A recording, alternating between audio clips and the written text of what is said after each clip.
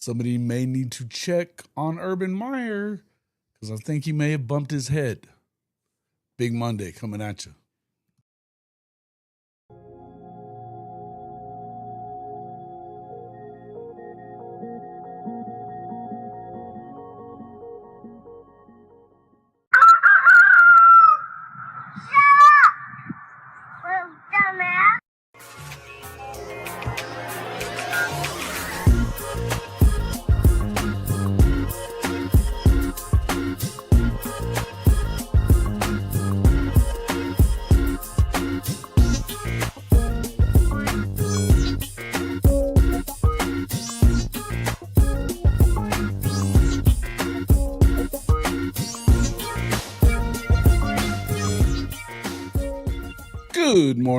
Good morning, and welcome back to Big Monday on Rise and Shine College Football.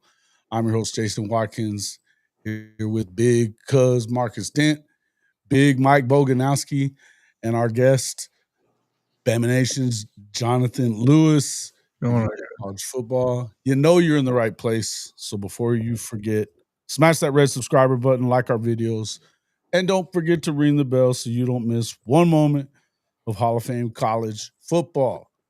What's up, gentlemen? Good morning. Hey man, before I just noticed something, man. That introduction picture at the beginning where it's like me, you, and Marcus, the picture you got of me look like I'm under surveillance, bro. It looks like take a picture of me on a side profile looking hella suspect, bro. What is that? Well, I did change the one on the. Where did you get that picture? Well, it's kind of hard. You got to look around for the shit for you. You don't exactly have a bunch of pictures out there, bro. Dude, I was looking at, I was watching that shit. I'm like, bro, I look like I'm under surveillance right there. Like, what is that? Well, I did at least change it on the thumbnail. It's got you of your little shit-eating grin whenever me and Marcus were arguing last time. Yeah, hell yeah. So we changed it on that one, but man, hey, there's only so much a dude can do whenever you don't have a whole lot out there, and pulling pictures off of these video feeds is kind of tough. Let me tell you something, man. Like, me being on this podcast is about as out there as I want to be.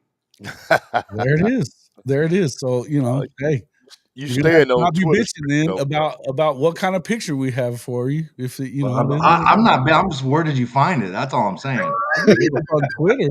I'm pretty sure it was. I've never I'm in my head. I'm like, where the hell did he get this? Does he like know somebody here? I'm pretty sure it was KCPD. Like, what's up, man? Yeah, trolling you, bro. Trolling you, Mike. Yeah, we were just kind of following you around, bro. Yeah, I'm pretty boring, man. I don't do nothing but fish, go to baseball tournaments on the weekend, and drink White Claws. Pretty boring. White Claws it is, huh? That's manly. Claws, bro. Manly. Claws. I love it. Welcome to the show, Logan Lickey, Sooners for Life, Scott Walker, Brian Sandlin, Ronnie Wheat. What's up, everybody? Welcome into the show, and make sure you wipe your feet as you get in here. Gentlemen, got a few things to talk about. We're going to talk about that Jaden O'Neal visit coming this evening.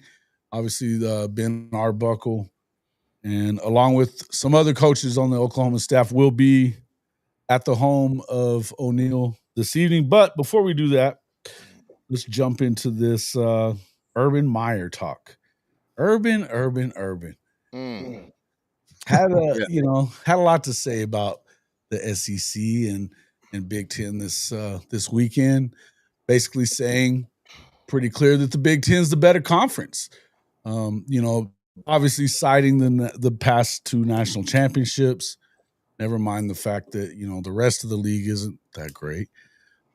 But is there a reason why he should say it? Or, obviously, to me, you got to take it with a grain of salt in view of the fact that he works for Fox. And, that's the Big Ten's network. So you would kind of expect it a little bit. Plus, his last head coaching job was at Ohio State. But is there any truth to the there's no truth to it, Jason. The thing about Urban Meyer, and I'm just gonna put it out there, he's been a liar from day one about just about everything that he's done. Even from the fake Fred Sanford heart attack, leaving Florida, to going to Oklahoma. Going to Ohio State. It's amazing to me how he's coming out and bashing everybody for all the dirt that he's kicked up and all the bones that he has buried around the country. I mean, you seen what they talked about on the special with Florida back in the day, kind of how he ran the camp. And it's everybody that I know that played for him kind of knows. Man, Urban, he talks one thing and he does another. I mean, it's classic Urban Meyer. He was talking about the situation at Michigan. Saying that, hey, he don't need to coach anymore. Those type things, man. For him to come out and say those type things for all the dirt that he has done, I think is very hypocritical of him. Talking about let's do this here. The Big Ten made sure that when they went to scheduling, they made sure their Big Four, were protected by the schedules. The SEC, that didn't happen. It's every week you got to show improve every week in the SEC, and he knows that from top to bottom. You take a Mississippi State who only won 2 games. I don't think won a conference game. But I still think Mississippi State could have went up there and probably been 500, you know. But Indiana, come on, man, be real. Well, Indiana, yeah, they didn't beat. I mean, I guess they ended up probably finished with their record or whatever. They probably. Well, that's what I'm saying. You take that Indiana team and you put them in the SEC, and what happens? They get brutalized. Yeah, they get mollywopped. They don't win as many as they probably don't win as many as Florida. At least they definitely don't win as many as Florida. They don't win as many as Oklahoma. Nah, and that's one reason why I say, I'm very skeptical of the 9 game, just for that reason, because we're beating up each other every week. If we're getting a top talent, go look at the rosters from top to bottom in the SEC. You're getting a top talent. Yeah. You see what I'm saying? You look at Auburn, that wasn't that good. They got top talent. They broke another record this year for the most draft picks to come out of the SEC. You know what I mean? So yeah, man. I've been seeing him for the last 3 weeks. Having diarrhea at the mouth, man, and it's amazing to me for somebody to have as many bones buried around the country for him to talk the way he does. Point blank. Ooh. Well, there it is. Listen, I love it. Hey, would you care to elaborate about said bones being buried? Yeah, man. If you go back and watch the special with Florida, let's go back and watch the special with Florida. That's what he let out. That's what he let out. Yeah, he let that out. And you got guys talking about it. They was like, "Hey, man, the cameras didn't do it any good." Compared to what was going on while he was there. Ask Cam Newton. He'll tell you, homeboy, it was a mess. It was. You want to know what's crazy? It was a mess there. Any of y'all watch the Sean Ryan show podcast? Anybody peep into that? My favorite, one of my favorite shows. No, lately. It's probably if you just go by how much I watch it, it's probably my favorite podcast. But he had Tebow on the other day. Mm-hmm. He did.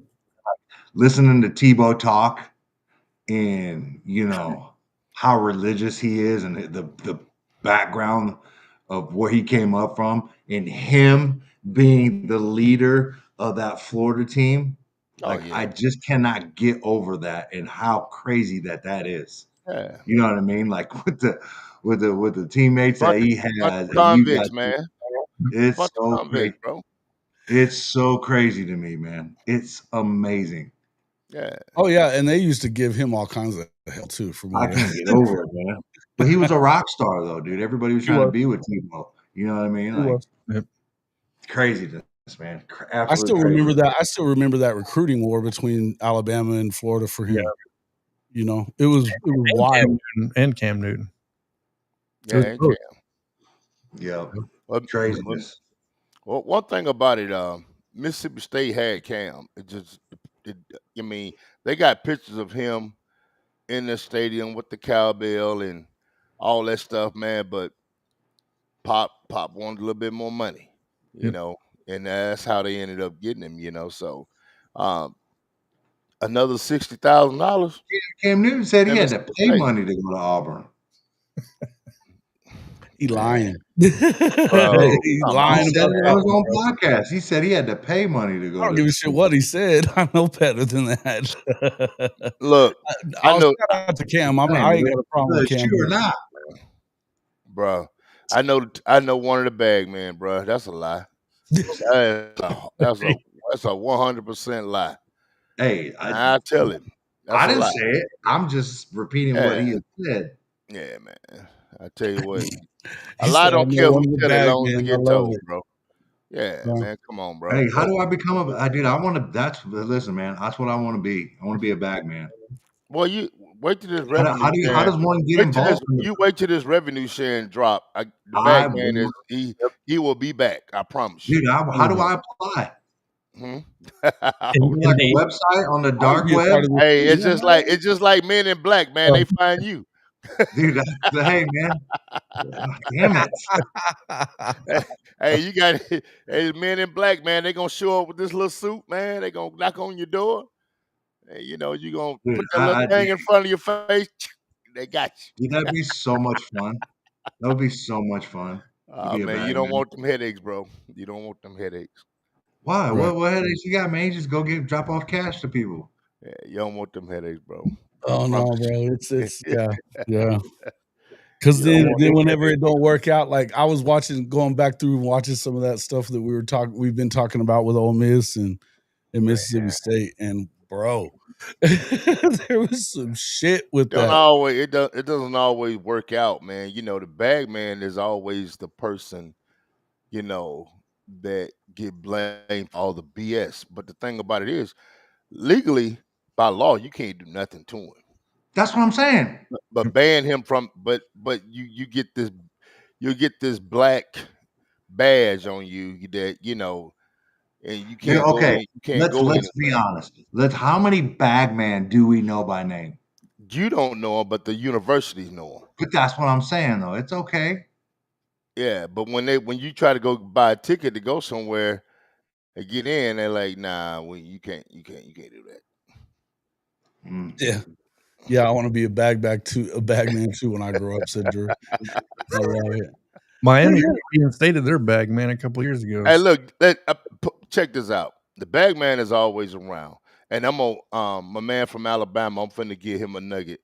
You remember when y'all had the kid from Memphis that the coach took the $200,000? Oh yeah, to my Price. Yeah, the defensive tackle. I can't remember what his name was. Oh, you mean the player that took it? Mean. I think his name was Mean. Yeah. His head coach and we played ball together in college, so you know I know all about that. You know, just being in Mississippi. So yeah, me and Coach Lane, we go way back to Alcorn State University. So it's something, you know. It's the thing about the bag man is, and I'm gonna tell this story because it's all out in the open now. He got $200,000 in 2 vehicles. That $200,000 was to take care of his mom and 7 siblings.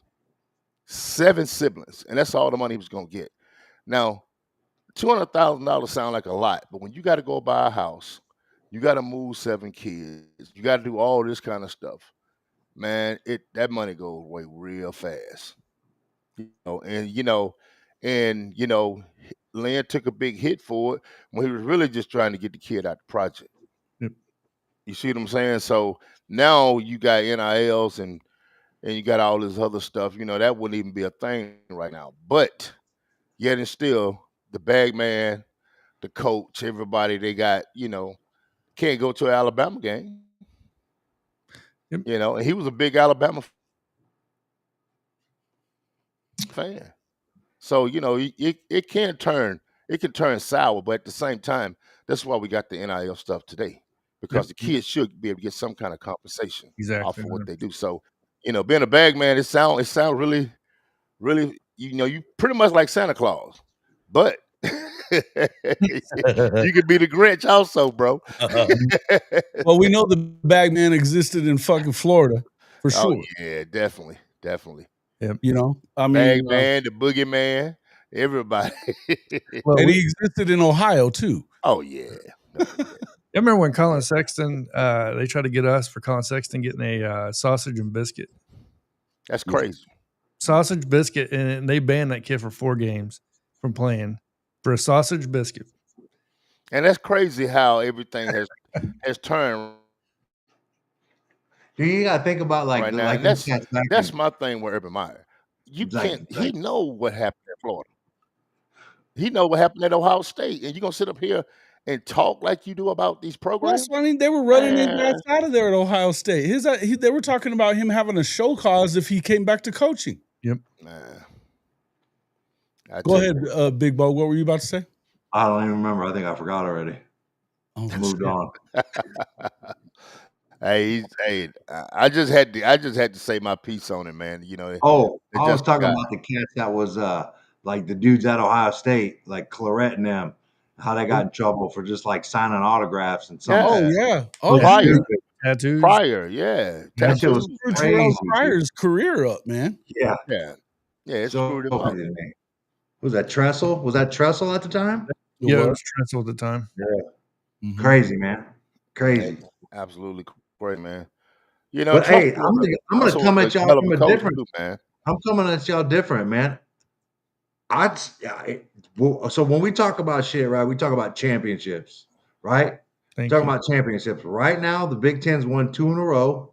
Mm-hmm. They're the best conference in the nation. I mean, you can look at draft and stuff like that, but right now they've won 2 in a row. You can't argue with it, man. They have 2 good teams.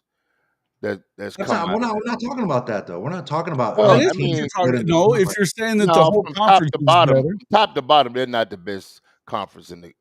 But did he say? Is that what are the parameters about this? Like, how are we describing it? How was it dealt to Urban Meyer? Man, you look at strength of schedule for every team in the SEC. We're not talking about it. They didn't ask him about championships. It wasn't. They didn't ask him about championships. They weren't asking him about championships. It was more who's the best conference. We're talking from top to bottom. That's what I'm saying. From first to last, you think the teams you think the last team in the Big Ten is better than the last team in the SEC? That's not the question that's asked though. Yes, it is. It's who's the best conference. That team is in that conference. He didn't ask him like, hey, at the bottom of each conference, who's got the better team? So over two championships, nobody cares. So these 2 championships means that they have 4 in the Big Ten in the last 20 years. But we're talking about, is he talking? But that's what I'm saying. But like right now, I don't know the context of it because your boy was entrenched on a baseball field down in Wichita all weekend. But all I'm saying is we're talking about. Play the clip. And that shit got canceled on Sunday. I sat down there all damn day for it to get canceled. But if we're just talking about, Jason is going to find that clip. Find it, please. Because but we Mike, need to hear. Mike. I understand what you're saying. You're saying their conference won the national championship 2 years in a row because they won the national championship 2 years in a row. That means they got a better overall conference than the SEC. That's what you're saying. See, then you're throwing in overall. But is that what it's about? I don't know. 100% that's what it's about. What are we thinking, Bama? No, I personally, if he's going to ask who the best conference is, I mean, you have to look at it from top to bottom. But my thing is, well, give me a time frame, right? Is it how micro are we getting? Are we talking about last year? Are we talking about 25 years? The past 25 years, the SEC's won 16 national championships. Yeah. Big Ten's won, 3? So technically, when you look at it from that time frame, Ohio State's won 2 in the past 12 years, right? 1 from Michigan since forever. Mm-hmm. They hadn't won one on their own for like 50 years. Exactly. So I think it's more about the time frame, in my opinion. Like how much and where, like you said, is it top? Are we talking about? Did he say conference? Right. So Nation, let me ask you this, John. Let me ask you this. Yeah. The Michigan championship. Now, we go back years and years. You talk about USC and some of these schools that supposedly caught cheating. Do you put an asterisk by what Michigan did 2 years ago? Me I'm just asking a personally, question. no, because I feel every program in a sense that has won a national championship has cheated in some form. I believe we all have in some form. No, if you That's cheating, just my if you ain't cheating, you ain't trying. exactly. That's just my personal take on it. Yeah. If you ain't cheating, you ain't trying. Yep. For I for love it. for somebody to sit up here and say, "Oh, you better be walking." There's no team that has won a national championship that's not walking as close to that line Exactly. as they can walk. There's not a team out there. You show me a team that's squeaky clean that's won a national championship, I'm gonna call you a lie to your face Yep. Agree. because it just don't happen like that. From the Bama teams to the Georgia teams to everybody, you know. I mean, the thing about Bama, and I'm gonna say this because I live 45 minutes from Tuscaloosa, living in Columbus, Mississippi, and the thing that I do know about Alabama and Nick Saban, he'll tell you we did things the right way. Nick, when you said we had to have this kid, you didn't say how much he wanted or anything like that. They had the people to go get him. Yeah. And I'm gonna be honest with you, I'm a little bit upset with Nick about his little last few little comments that he's made about, trying to get Trump need to fix this Oh yeah. my thing about Nick is I think he's got a little sour grapes in his basket too because I feel like he didn't leave on his own terms. He left, but I don't think that was his own terms because I felt like that he couldn't stockpile. He couldn't get the athletes that he was getting because of the NIL. Now Alabama has money, but there's other schools that has a lot more money. Alabama was really good at the bag game. They was better than anybody else in the country for a Yep. long time. No doubt. And so now it kind of leveled the playing field. And he'll sit up here and say, "Well, I don't know anything about that," because you didn't want to know about that, but it was going on. It was almost one of those like don't ask, don't tell, right? So Oh, like he's definitely, not gonna ask, definitely. so nobody's gonna tell him. And no, I 100% agree with you. I think Alabama, I believe, like I said, every program's implicated to some extent here. Hmm. And I believe to even further your point is if you go back to the Dolphins, right? And I think it has more along the lines to do with control more than it is necessarily stockpiling, right? In a sense, so he Absolutely, I couldn't I control agree the with you. players in Miami. So he came to Alabama, and like you said, once it got out of his control, where he realized he couldn't almost, in a sense, treat the players the way he needed to treat them to be successful in his eyes, because they would run. Who in the right mind is going to come to Alabama for $2 million and get screamed at all day when they can just go up the road and make $2.5 million and not get screamed at? You know what I mean? Like, in a Mhm. sense, that's the way I kind of looked at it. But yeah, no, I agree with you too, 100%. Yeah, it's a different world, and for those guys, man, to um, just really kind of, they put their blueprints on the game by winning championship. Mhm. Irvin and Nick, of course, Nick won a lot more than Irvin, but um, man, it's kind of like one of those things. For me, I'm just gonna slide out. I'm not gonna criticize on my way out. Just slide out and say, "Hey, man, I had a great run." Yep. And that's my only thing with these guys that's turning around now and trying to change the game. These coaches right now is dealing with something they asses couldn't deal with. Urban Meyer could not deal with what's going on right now. He couldn't deal with that. No, And I really think it's hard for Kirby. 100% agree. Dabo is struggling with it. BV is struggling with it. There's a lot of people that's struggling with it, Yeah, I mean, you well, know. it's new to And and everybody. and, This and whole deal is because new. because BV didn't grow up in this world. No, Now you got no. some of the younger coaches and the younger coordinators that are coming up. They cool with it because this is what's been presented to them. But the Mhm. old school guys, man, they struggling with this real hard. And I'm gonna take the word from Nick Saban. if you don't adapt, you're gonna become extinct. Yeah. That was one of his big things that he always said. Right. And we've been talking about this with Dabo Sweeney over the last few years because he refusal to use the portal, bitching about the money and all that kind of stuff for those guys. It's the same kind of stuff. But here's the deal. If you want to know what he said, I'll just go through part of it, what he said. Well, what's the SEC done? It raised the level. But the Big Ten has passed the SEC at the upper part. If you would have told me that 10 years ago, I would have said it's not close because it's not. He said, when I first got to the Big Ten, even Shelly, his wife, said, what in the world? This is a slow man's game up here. And I like to think that the Buckeyes changed that. Then everyone else started investing in their schools and started recruiting the best player, not just the footprint. As a result, the Wolverine team 2 years ago was one of the best I've seen. The Buckeyes team this year is one of the best I've ever seen. You're seeing Penn State and some of the teams have great success. Hold on, though. 2 weeks ago, he was talking about how Jim Harbaugh ought to be banned from the sport forever for lying. And anybody who lies to the NCAA should be banned from the sport. And if it seems to me like he did a lot of lying to the Well, that doesn't take NCAA. away from the team being great. You know what I mean? But No. I'm not taking anything from his hold team. on, though. You can't sit there and talk out of both sides of your mouth like that. 2 weeks ago, you're sitting there trashing on them and saying, basically that they're cheating and all this other shit. Come on. And now it's, oh, well, but they were the best.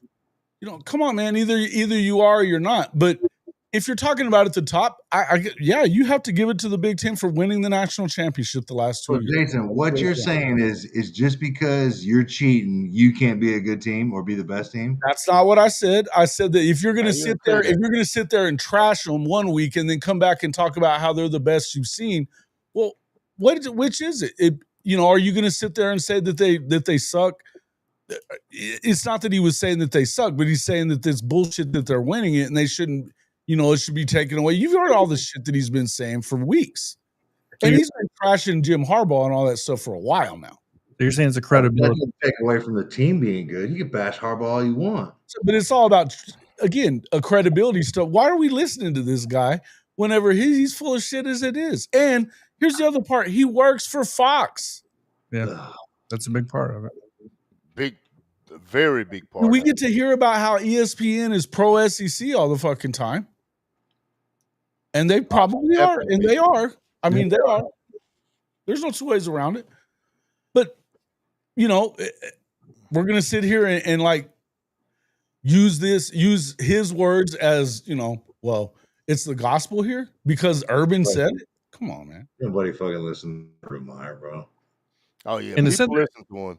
They listen to him. That's the reason why we had a conversation today, because people do listen to him because he's a talking head. I got this quote right here. He says, now as an analyst, he believes that Big Ten has passed the SEC as a football conference. Meyer made an appearance on another duly noted podcast. There he argued that the Big Ten has passed the SEC. At least he believes the top of the conference has done so, even if it doesn't have the same kind of depth. Well, let me ask you this, and I'm gonna do this one. And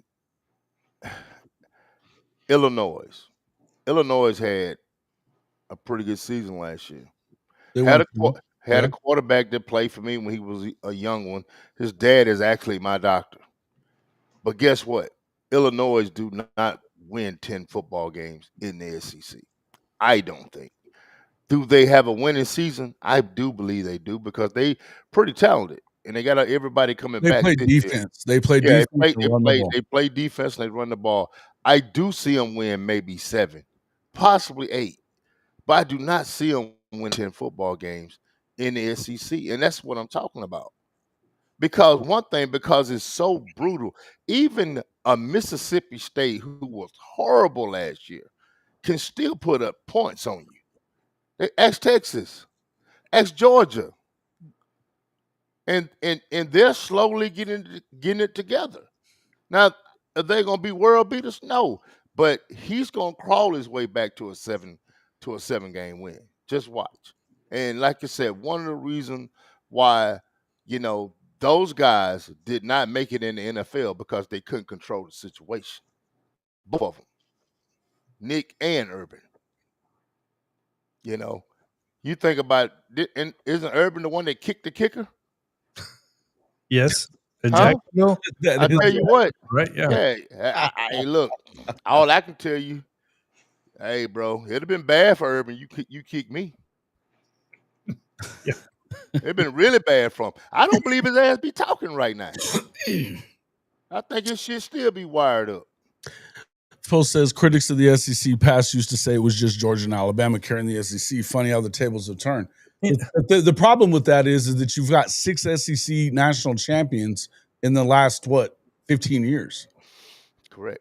6 different SEC. Not just talking about you've got Florida, you've got LSU, yeah, Georgia, Alabama, of course. And Auburn snuck a couple in there too. Auburn's got a couple of them too. Right. That's what I'm saying. We're not just talking about one program. Yeah. Yeah. LSU has the second most under Alabama with 3 in the past 25 years. Correct. I was just going to say that. You're correct. Exactly. Mm-hmm. And going to be damn good this year. Yeah. They're going to be damn good this year. And like I said, man, we talking about teams. You take a Florida team, guys. That Florida team that went 8-5 last year, and they're going to be better this year. You put them in the Big Ten, all hell breaks loose. Yeah, I don't know that they would want to play them. Who would want to play them? No, I agree with you there, and I think that we talked about this a bunch. I feel like the Big Ten was smart that they limited the amount of exposure that their best teams had with each other. Very smart. They did it again. They're doing it again this coming season. You look at USC, the Big Four. USC's not playing Ohio State again. So we're talking about these programs, and because they're hoping to kickstart USC as well. They're hoping, obviously, Illinois. If you look at their record or at their schedule, chances are they're going to be a 10-win team again. Because and they return everybody on offense. They do, but they don't play the toughest schedule in the world either. No, they do not. I agree. They don't. And so, and with same with Oregon, they're going to come in. I mean, again, they are definitely limiting the exposure that they had to each other. That begs the question: why the hell are we going to sit here and say that you're the best conference top to bottom when you don't get to do that in the SEC? Now, obviously, Texas has had its, it's got the easier schedule of the 2 new teams in the league as far as last year's concerned, but we're not too sure that that's going to be exactly the same this year because truth is, I think Florida's a ton better. I think Texas A&M is better, improving as well. Yeah, they're improving as well. And I would tell you that I think Mississippi State, if they have the right quarterback in, is going to be better than the 3.5 wins they have them on FanDuel. Right. Well, you take Mississippi State, a team that's rebuilding. We know they got a long way to go, but they would be a team in the Big Ten that could easily get 5, maybe 6 wins. I really think they could with the talent that they had. I know they're very, very young, but just having the talent that they had, I think they could do that. So Indiana was a great example of strength of schedule. They didn't they didn't beat a team that even was bowl eligible. They didn't beat a team that was bowl eligible. So you go back to Illinois. Let's just say Illinois get lucky and beat a Penn State. Dude, with one win against a team like Penn State, they could do the same thing Indiana did last year. And mind you, just a year and a half ago, Penn State played Ole Miss, and Ole Miss beat the dog out of them in the bowl game. Mm-hmm. So you can't just talk about last year anyway, though. You can't just talk about last year, Fence Post. Mississippi State lost to Toledo last year. It was their first year under a new coach, and they were starting completely brand new. Things change from year to year. They do change from year to year. And I'm not saying that they're going to go out there and win 10 games or even 6 games, because they're probably not. But I give them 4 games. I think they win 4 games next year. Well, and that's just getting on the over. But the truth that you got Vanderbilt, Again, you're used to seeing them win 2 if they're lucky, and they went out there and won 6 last year. And with Diego Pavia, I mean, damn, they beat Alabama and Auburn. Hell, he's beaten Auburn twice in his career. Once was at New Mexico State. Yes. That's crazy, man, to even think about that. Yeah. All right, go ahead, Mike. He's muted. He was just you're muted, but he was talking about the guns. He's throwing up the NMSU. You got to unmute yourself. Turn your mic on, man. You don't need to hear me. Guns up. You already know what I mean. But Chrissy, you're saying that you're talking about that Indiana don't belong. That D-line and defense would beat most SEC teams, except they didn't win a game against a bowl eligible team. Right. That's the thing. Go back and look at the homework of the SEC and go back and look at the homework of the Big Ten, guys. It just don't matter. It's not a Red Raider, dude. It's New Mexico State, Benji. That's my thing. It just does not match up. I mean, here's another thing, guys. When you look at conferences, hell, damn, Lincoln Riley ran because he didn't want to play in the damn SEC. He got the hell up out of here. He did too, boy. You see what I'm saying? I mean, so here's the deal. What other reason was for him to leave? Tell me. There wasn't one. They gave him everything. He was sitting there trying to tell Brent Venables and everybody, even as Brent was coming in, that they're not willing to spend enough money to compete in the SEC. He was giving every reason in the world to not do it. Hell, he's trying to get out of the damn Notre Dame game. Yep. Yeah. Because it's so hard in the Big Ten. It's because you ain't worth the shit anymore. Your ass ain't worth the shit anymore. Yeah, he plays the weasel role sometimes. Oh, man. Bro, he's so full of shit. It's running out of his ears, man. I mean, come on. Jacksonville really exposed it when they put everything on camera. That really, really put Urban Meyer out there, in my opinion. Yeah. Well, yeah. Oh, yeah, for sure. But I was even just talking about Lincoln. Lincoln would say all that shit. But, he's trying to get out of the Notre Dame game. He weaseled his ass out of the Ole Miss series. Yeah. He didn't want nothing to do with that. Now they're all jibber jabbering about beating A&M and LSU last year. Hey, man. What the fucking shit? Everybody was beating them at the end. I'm going to tell y'all something. Your boy, Muleshoe, made a sneaky great hire. And who? And ain't nobody talking about it, man. The strength and conditioning coach. Who is it? I didn't even know they had. Exactly. I didn't even know they had. Jermaine Carroll. Dude's the real deal. About fucking time. He's had a yoga instructor around for about 10 years now. Hey, man. Just saying. You got him last year, right? Nope, we just got him this year. Oh, just got him this year. He barely fired. He just fired Benny Wiley like last week, 2 weeks ago. Oh, so he did fire Benny. But Benny was only there for 1 year then, right? Or no? No, he was there all 3 years because he left. He was with him at Oklahoma and left with him. I don't know why. To go to SC. And that dude literally the one everybody claims to be a yoga instructor, right? Or was. It's so hard to keep. Call him Tybo or a yoga instructor. It's Billy Blanks, whatever. Yeah, I got you. I like some Billy Blanks now, bro. They got weaker and weaker. All I know is they got weaker and weaker every year and smaller at Oklahoma from the time that they let Smitty go. And they were blaming a lot of shit on Smitty. It is what it is. But yeah, I mean, he's definitely look. They've made those hires. You're right. I think that as far as you start looking at, that's a smart hire as far as this one now, the strength and conditioning coach. And then I think that they did a good job with Danton Lynn too. But you might, Marjan, you're probably right. Yeah, the GM at USC made a good hire.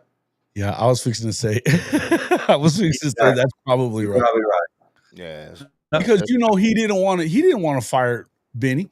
They've been calling for his head since the first year, and he got him 2 more years out there. He wasn't trying to fire him. So let me ask you this: what do you think brung up? I mean, was there injuries, or what was going on for them to just pull the chain on him? On who?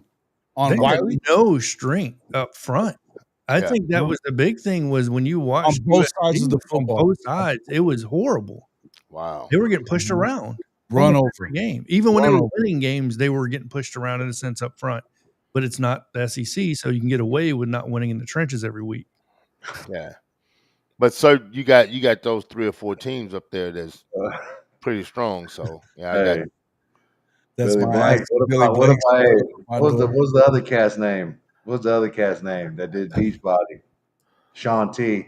You know Yeah. oh bro. Beach Body. man, P90X, the P90X guy. Yeah, Yeah, that's shit. cool. That's awesome. Now That's I got a question for everybody on here. Do y'all think the possible structure of how you're going to hire a coach is going to change? Because what Alabama just did, I don't know if you guys saw what they did with our GM Courtney Morgan's contract, but they're tying their contracts to the coach. In other words, you can't get rid of certain people now without getting rid of the coach or getting, you know what I mean? So they're tying them together. Oh, Yes, that's and a lot bad. of people are That's saying, bad news. yeah, and I was thinking the same things. A lot That's of not people what they said, did at Oklahoma, though. well, They didn't tie Nagy to anything. we just did that this year. That's the thing about it, because a lot of people said initially, and this made me think it, like, we didn't hire Kalen DeBoer as a head coach. We wanted Courtney Morgan almost as much as we wanted Kalen Dude, DeBoer. hey, listen, man. Hey, that I don't understand that. That don't even make sense. So how Like did you want so let, Courtney let Morgan at all costs, no matter so let what. so Yeah. let me ask you this right here. That's So crazy. you're saying that the GM and the head coach is tied at the hip. Right as of now, with his new contract, when they extended him to $880,000 for I think 5 more years, which matches DeBoer's. What it is if they get rid of the GM, right? So, or they get rid of Kalen DeBoer, they can't get rid of the GM. There's like some tied together with it They where can't. Coach They can't or go. they can. He can't take Courtney Morgan with him. Like he Oh, made it to where, okay. I'm about to say, okay, man, that makes that's so what I'm much more saying. sense. Make a So, little Yeah, I was like, sense that's now. did I dumb as phrase it? hell. I may have phrased it wrong, but yeah, essentially, if Kalen DeBoer dips, Morgan's going nowhere. Even if the university fires him, Morgan is staying. Like he Yeah. can't leave with him. That's what they. Whoever- That is what they did. Whoever did that I is a think genius Nagy and he's is. a raise. I mean, I So didn't. Is that something that we're assuming at Oklahoma? Is that something that no, I was just we have curious. read? I was talking about Jason. I think that's genius and smart. No, I mean, think I that feel like they it made should it be really. independent. It should be independent, right?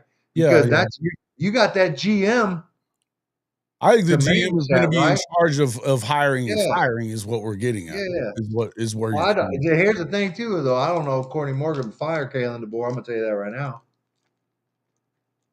Well, I don't know why you would. I think it would have to be like Alabama would have to go like 2-2 or Yeah. 2-12 for like the Well, next 2 years. I'm gonna say this, man. I think They made it. They I made it think clear at people- Oklahoma that it was not tied to BV at all. Yeah, No, Yeah. it's independent.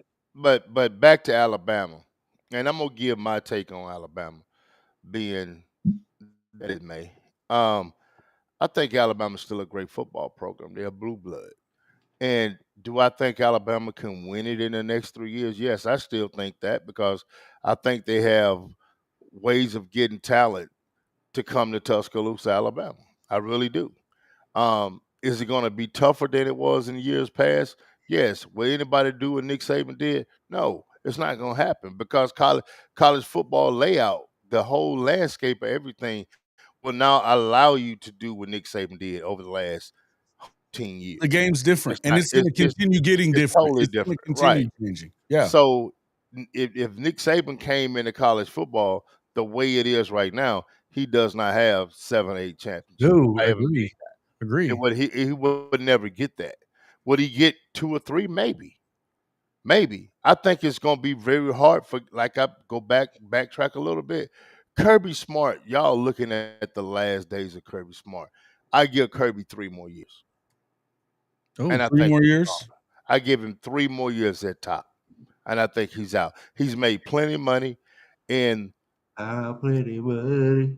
he made plenty of money now. And so, those cats are so used to getting up, doing the same thing over and over again. Now college football changes every other month. Yeah. And so Yeah, no doubt. when you got that kind of money and you done won championships and you've already, they're gonna hang a statue of him at Georgia. What's the use, man? Why would you want this hustle and bustle? You're right 100%. The game has Dude, changed. This is a I feel young like man's they just game. want This is a coach- young these man's people game now. coaches. They want to coach. Dude, you say that. Why is Nick Saban not here? He wasn't Nick playing. Saban, bro, he's kind of a. I don't feel like him. I don't feel like him and Kirby are like the same type of. Oh, they cut out the They're not same that cloth, far man. apart. They're They not cut that out far the same apart. cloth, man. Yeah. They 100%. He was there for those for Nick's jump start. I think he won more. How many championships did he win at Alabama with Nick? 4. 4. Yeah. And how many has he won? 2? 2. And it took a while after he left. Yeah, but he got 6 rings, bro. Dude, I mean, but like at the end of the day, bro, he's not going to get credit for those assistant championship as an assistant. He wants the ones as the head coach, and that's I don't make those rules. I mean, I don't. I disagree with that, but nobody. Hey, I'm not saying you make those. Oh yeah, they do, because that's how you get hired. No. That's how you get hired. You get hired by what you've done. I'm not talking about that. That's not what I'm talking about. And as a coordinator, he won 4 national championships. That's how he got the job at Georgia. The college football fan base does not count that. Oh, yes, they do. Or do they care about it? Yes, they do. Look at the BV ain't got none then. BV's got 4 national championships as a coordinator. Did they treat BV like he ain't won shit? Or no, three. Because at Oklahoma, he hasn't had the same success that he had at that Kirby had at That's Georgia. what I'm saying, and that's the reason why. It didn't even that much. Well, Kirby was struggling. The second year they went to the playoff, but they were getting beat every time they went to the playoff until what, 7, 8 years in, bro. And they were getting sick of it. They were getting sick of this shit. Here's the deal: it's like Novocaine, bro. He got it from Nick. And it just took a little damn while for it to show up. But it showed up and everybody went to sleep, baby. What? That's just how it was. That is I'm just telling you, bro. I'm just talking about it took a while for him to implement that system that he got from Alabama. That's what I'm saying. Well, I heard he was stealing he stole the damn recruiting board whenever he left there. He took a picture of it, is what he did before. Why wouldn't you? Hold up, why wouldn't you? I would have did the same thing. Anybody would have done the same thing. No, I'm not saying. I'm just saying it didn't take him that fucking long because he stole a bunch of recruits from them. But he already knew who they were anyway. He was the D coordinator. He knew what they were. Offensive guys, he didn't know the offensive guys. I don't think he did. But what did he struggle with when he got there? I mean, their offense was. But my thing was, like, when you compare Oklahoma and Georgia to like BV taking over, it's completely different situations. Mark Richt just won 10 games. He didn't leave on a bad note. Not every assistant left with him. Not half the roster was able to leave because they weren't allowed to transfer at the time the way they're able to transfer when Lincoln left. And I think it's such a bad analogy when people go, well, Kirby or Saban did. No. Like it's because the game is so much different than it was. Right, I get it. Near the same. Mm-hmm. Yep. I mean, but that doesn't matter to most casual fans that just want to see them. I mean, if you're an Oklahoma fan, you don't give a fuck what it takes. Just go win one. And until somebody does, there's gonna be people in this fan base that are gonna be screaming for heads every year. Yeah. It just doesn't matter. And especially if you have a tough year like what you had last year, they're putting the first 6 and 7 season on BV2, even though, the program had been gutted. Bro. I don't think that's fair. It's not. It doesn't. I didn't say it was fair. I just said that's what they do. Dude, people are going after Kalen DeBoer's head at 9-3. Oh, I know. Crazy. I'm like, are you serious? As an expectation as an Alabama fan, half our fan base is delusional as it could humanly get, right? So, because when people called me crazy when I said 8-4 would be a successful season, like, you're nuts. I'm like, man, this man had to watch a mass exodus of players, 33 to be exact, was not able to bring anybody in, lost 3/4 of the staff, offense, defense coordinator, everybody. You gonna tell me this man's gonna come in and win a national championship immediately? No. We go 9-3. We beat Auburn. Who gives a shit? That's the thing. But that's the difference, though, is that the level that Nick left there, and think about it. He left. He's talks about the players and all wanting money and all this bullshit, and it's again. I'm not sitting here trying to hate on him too much because he is the GOAT. I mean, he is. But the bottom line is that he really left because he knew that there's no way that he could keep up that level of dominance and winning 10 games year after year after year. Nobody can. No, you weren't going to be able to do it because of the fact that you just can't stack players like that anymore. Nope. And the control part, you said this earlier. It wasn't just about money. It was about the fact that you don't get to control this anymore and you don't have control over it anymore. And the truth is, I've been saying this. I wrote a column about it. That's what they don't love. Because here's the deal. You could absolutely sign them to longer contracts if you wanted to. You could sign these players to longer contracts if you felt like it. Not going to happen. No, you know why it's not going to happen? Because they love having the option of getting your ass out of here in 1 year. Yeah. And bringing on another guy that they think is better. If they miss on a guy, and oh man, we screwed up on him, man. Let's ship him out next year and bring another guy in. So guess what? So they want to sit up here and have these conversations. Well, you're going to an NFL model. You're not going to an NFL model because either you're gonna have to cut the kid or pay the kid. And that's not what they want to do. They'd rather ship him out the back door and get somebody else and not have to pay. That's what you're looking at, because you don't know what you're getting by getting another high school kid. You think you do. You watch programs all the time promote the kids that are coming in, and they haven't played a down. And then at the same time, you say, well, we're going to pay this kid coming in out of high school, but you don't want to pay a kid that's already on your roster. That kid is proven that they can withstand college football. That's the tough part about it, though. You know what I'm saying? The only way to get those really good recruits out of high school, though, is to pay. It's to pay them. So why don't you just say, hey, look, we're going to give you $400,000, but this is a bonus. This is what your signing bonus. This is what this is. Next year, this is going to be your base pay. And if they did it like that, I think people will have more of you wouldn't get hit blindsided by the next year coming in when the kid doesn't play as well, or, something happens to the kid, or you find another kid, so that's the thing that I think that needs to be changed. Yeah. Okay. I'm getting $450,000 as a freshman, but next year my base pay going to be $200,000. I just got that love offering from the church. I appreciate it. Well, and that's the way you have to do it. If you try to lowball, then the Texas A&M in the world, they're going to get them all. Yeah, that's what I'm saying. So it needs to be up front, and I think more coaches and GMs are going to say, "Hey, look, this is your startup money. This is what we're going to start with. Next year, we're going to look at this." It's a whole new world. Don't tell a kid. They're having to kind of learn on the fly. Yeah, don't tell a kid and his parent that this kid is going to get this, and then five minutes later, after he gets there, you change it up on it. Yep. To be honest with you, that should be against the law. 100%.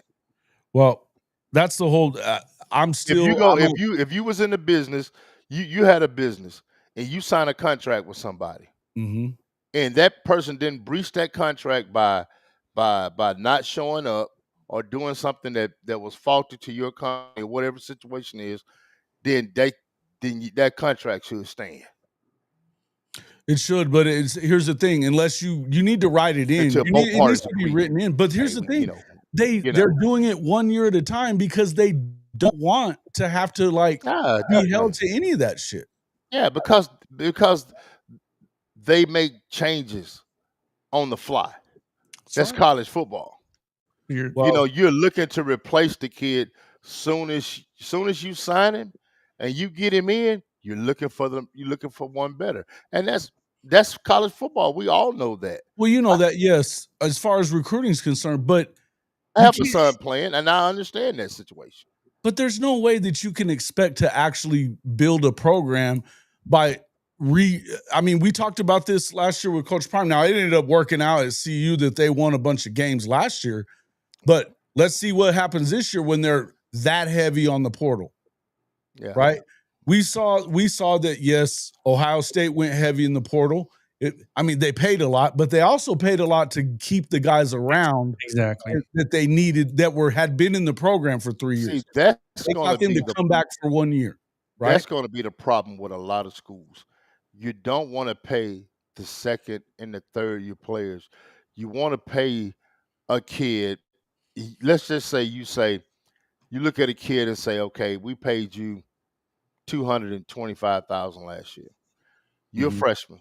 You come in and you do well. You don't start or nothing like that, but you do well. You're progressing. Well, and the GM comes and say, hey, we got to pay these high school guys. You hadn't proven that you can get on the field just yet. The high school kids hadn't proven they can get on the field either, but you got to get them. Got to pay them. Yep. So now, right now, they in a dilemma. I think they need to do something similar to the NBA or the NFL when it comes to incoming freshmen. And if they did that, if they put some kind of clause or some kind of clutch on the incoming freshman, I think now you got a situation where you got to go and prove yourself. Dylan, you stupid dude. You know, He said, Dylan said, so why is David Stone working at Chick-fil-A? My guy ain't making enough to just man, focus on come on, football over man, the summer. man, bro. don't do that, bro. Don't do that. Stop it, bro. They Don't didn't do do that, him like man. that. They didn't do That's it. not even the right way to go about it because I mean No. that is a sore subject around Norman right And now. see, the with Tony. But thing about it is, I'm talking from a wide base, man. I'm talking from a wide base. I see this every day with kids that played in my program. I see it every day from talking to guys that I know that this so-called agents, and it's a everyday ongoing process. And I know it's happening at Bama. Yep. It's happening at OU. It's happening at Florida State. It's happening at a lot of places. But it's just a taboo. It's an adjustment that everybody's Don't got to want to talk make. about it. It's Right. an adjustment that everybody has to make. And it's something. Here's the thing: once this house settlement goes through, and they're going to try to push through this Deloitte stuff. I don't want to keep talking about this every day. They're going to try to push through that Deloitte stuff, though, and it's not going to work either because that's going to be one of those things where the first time that they try to shut down a fucking NIL deal, they're going to go back to court over it. And this is what they don't want is if you really want that antitrust protection, you're going to have to start off like collective bargaining. That's how it will go away. But they don't want to do that. That's why I say I don't want to hear the whining and bitching and complaining of the college football world when it comes to kids, because I want, if you're going to bitch about it, then bitch about the Sabans of the world that, Saban put his mouth in all that and got Trump involved. And then he's like, oh, fuck, I'm going to end up having to I'm pretty sure Sankey was like, fuck are you doing? You know what I mean? And so it was like, hey, but I'm telling you that I don't think that he realized right away that, okay, well, there's only so much that I can do here without ending up looking bad because now I'm going to be going after these kids and it's going to start getting out there, the stories about how he was doing things and everything else. You notice that when he was talking to Feinbaum, it was like, well, I don't really know that we need a commission. Well, what do you mean? You just said it's messed up. And it was real. The whole conversation that he had was, well, the people know what it is that we need to do. We just need to do it. Well, what is it that you need to do? Tell us give us details here, Nick. Jason. You didn't do that. I remember a kid in 2016. He went to the league, played at Alabama. Yeah. He was an undrafted free agent. He stayed in the league for a little while. And he said when he got to the NFL, he took a pay cut. Yeah. So come on, Nick. So they used to say about So, Shaq and LSU, man. hey, look, man, took a pay cut. So you don't be surprised, guys. In a year or so, some of these guys start talking because Oh man, you they get up. already do. That's Nagy But I'm said just that talking last about. week. I'm talking about Alabama guys. I'm talking about Oh Alabama guys. yeah. Don't be Okay. surprised if people start talking because if they can make a little money off talking and they done playing and they can't play anymore and they just a average Joe working a 9 to 5 making $65,000-$70,000 a year and somebody can say, hey, look, man, tell me your story about Alabama. Well, man, hey, here's a little story and it's going to go like that, man. But he needs to be very careful about how he come across in what he says because there's skeletons in the closet. And that's every program in the country. You don't want to alienate nobody That's by what I'm doing saying. The whole deal is you can't sit there and act like nobody was doing. Every fucking buddy was doing it. Oh yeah. College basketball too. Yeah. I mean, I covered the sport as a reporter and have been around even at places like Texas Tech where you think no way they do that. Bullshit, they don't do it. They all do it. Yeah. They all do it. Yeah, Hey, it's look, leave the politics of the politicians. That's what when I saw Nick man, thing, just leave the the politics. last thing you want is Congress and the president involved in this shit. you do not want those imbeciles involved. Shit, no, because they're all out to do it for their own good too, man. Come on, And man. they'll find a way to make money for them, as they always do. Yeah, So it don't matter. no doubt. No, and Dylan, I was laughing my ass off about that. Really, what you said, but no, I don't believe that that's true at all. I'm telling you, no, I don't think so. I think they'll find something else. They'll find another way for him to make some extra cash if they need to, bro. Yeah, I think he's good to go. Chick-fil-A out the business, man. Chick-fil-A, that's some funny shit. He gets Sunday off. He gets Sundays off, bro. They do. He gets Sunday off. Got a pretty good 401k plan too, for what I hear. Guarantees. Oh man. All right, so let's talk. Let's kind of move off this. Obviously, this group of guys. I mean, I don't believe that. I mean, I'm of the opinion that the SEC from top to bottom is still the best conference. I would say at the top, you have to give it to the Big Ten for the last 2 years. But I think that a lot of it too, it looked the way it looked in the playoff, but because you end up with Penn State getting into the semifinal, but they didn't even. I mean, hell, I'd be pissed off if I was Oregon. Because they beat them in the damn Big Ten championship game. And then they're what do they get for it? Their first game's against fucking Ohio State, while Penn State's playing SMU and Boise. It's a little different. But again, when I'm gonna tell you something. I haven't bought in. I haven't bought into James Franklin, man. I'm sorry. I haven't bought into James Franklin, bro. Oh no.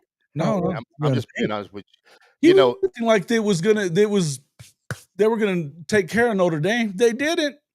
Man, let me tell you something about James Franklin. James Franklin, he worked his ass off, but he had Mason and all. He had a hell of a staff when he was at Vanderbilt. Go look and see what those guys are right now.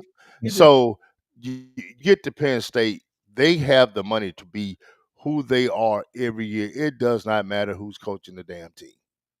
I'm just being honest with you. They're going to get certain kids. They got a good bloodline. They got good connections and stuff up there. And like I said, top to bottom, they're not the damn SEC. So they're going to win. James Franklin is a fraud. And I'm being honest with you. He's a fraud. He's a little bald head fraud. And is he a good guy? I think he's a pretty good guy. I don't know about that. I've heard he's a pretty shitty guy. Well, I'm just saying, I'm trying to give a man the benefit of that. I'm talking football right now. But I think if they get another guy in there a little bit more animated to the kids. Now, I just think they've thought got about a very something. good offensive coordinator, coach. I'll tell you, I think they got a very good offensive. Well, they just got a hell of a defense coordinator now too. So Yeah. I mean, there's no reason. They already had a hell of a defensive coordinator, but that's what I said. They got a hell of a defense coordinator. Right. Well, I know they lost a hell of a defensive coordinator, then added Knowles instead. Yeah. But so I think that they're good either way on that side of it. But Kotelnicki, I think just getting some receivers is the biggest issue for them because they didn't even have a receiver that caught a fucking football against Notre Dame. No, they did not. It's amazing stat. Amazing stat, right? And I know they had a really good tight end. I get all that, but you got to have a guy that can get open. Dude, how do you not double and triple the tight end in that case, right?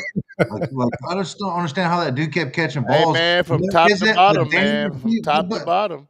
It's so unbelievable to me, dude. Like this dude. They're the Big Ten, man. They the Big Ten. You ain't know that?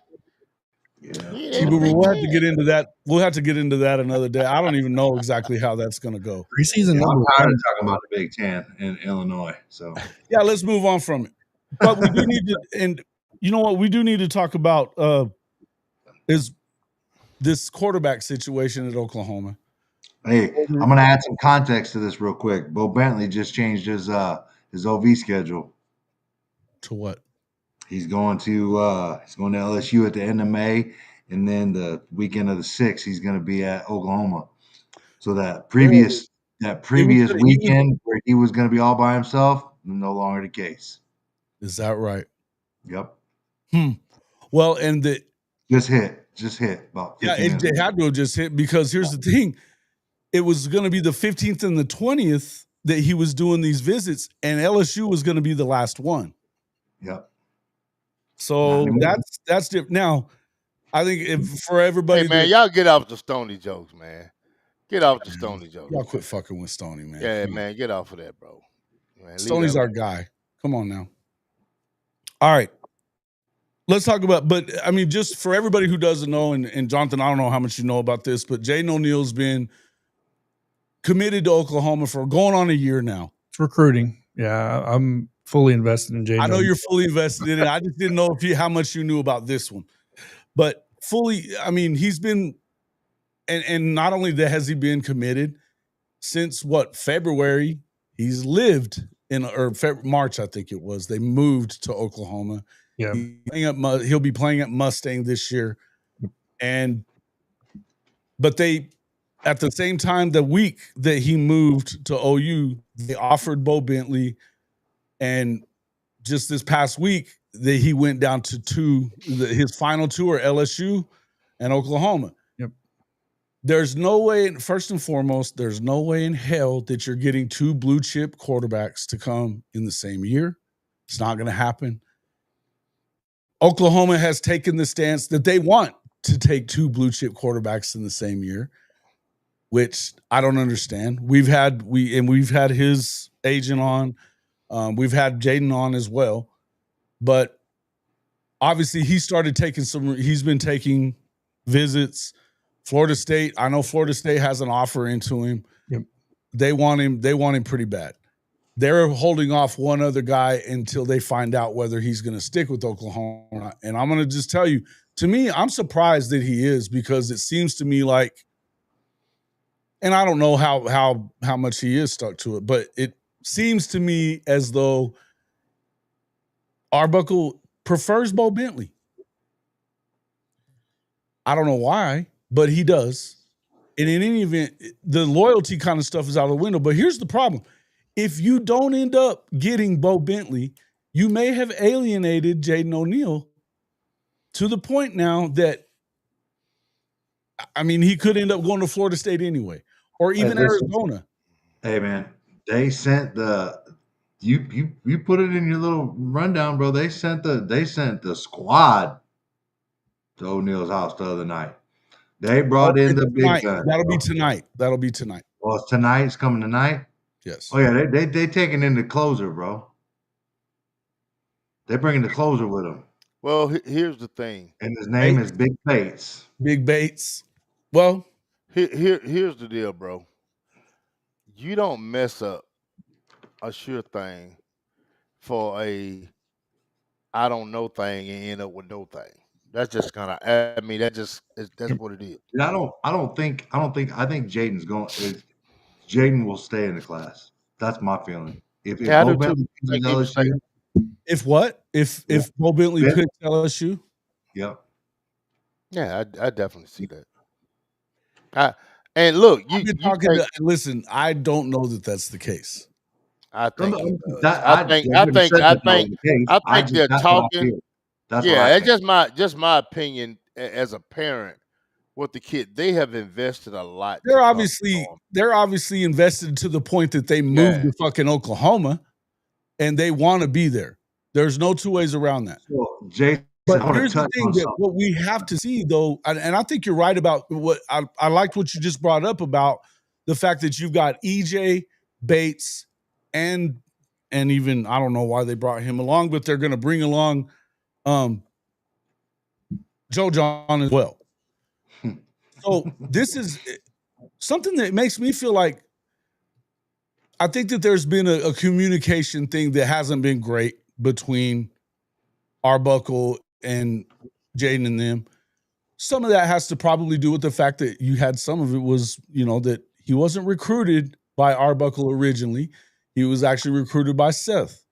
That's exactly the reason why when you said, I don't know why he said, you said you don't know why Arbuckle wants Bentley because that is why Bentley is his guy. That's exactly why. Exactly. That's exactly his guy. Yep.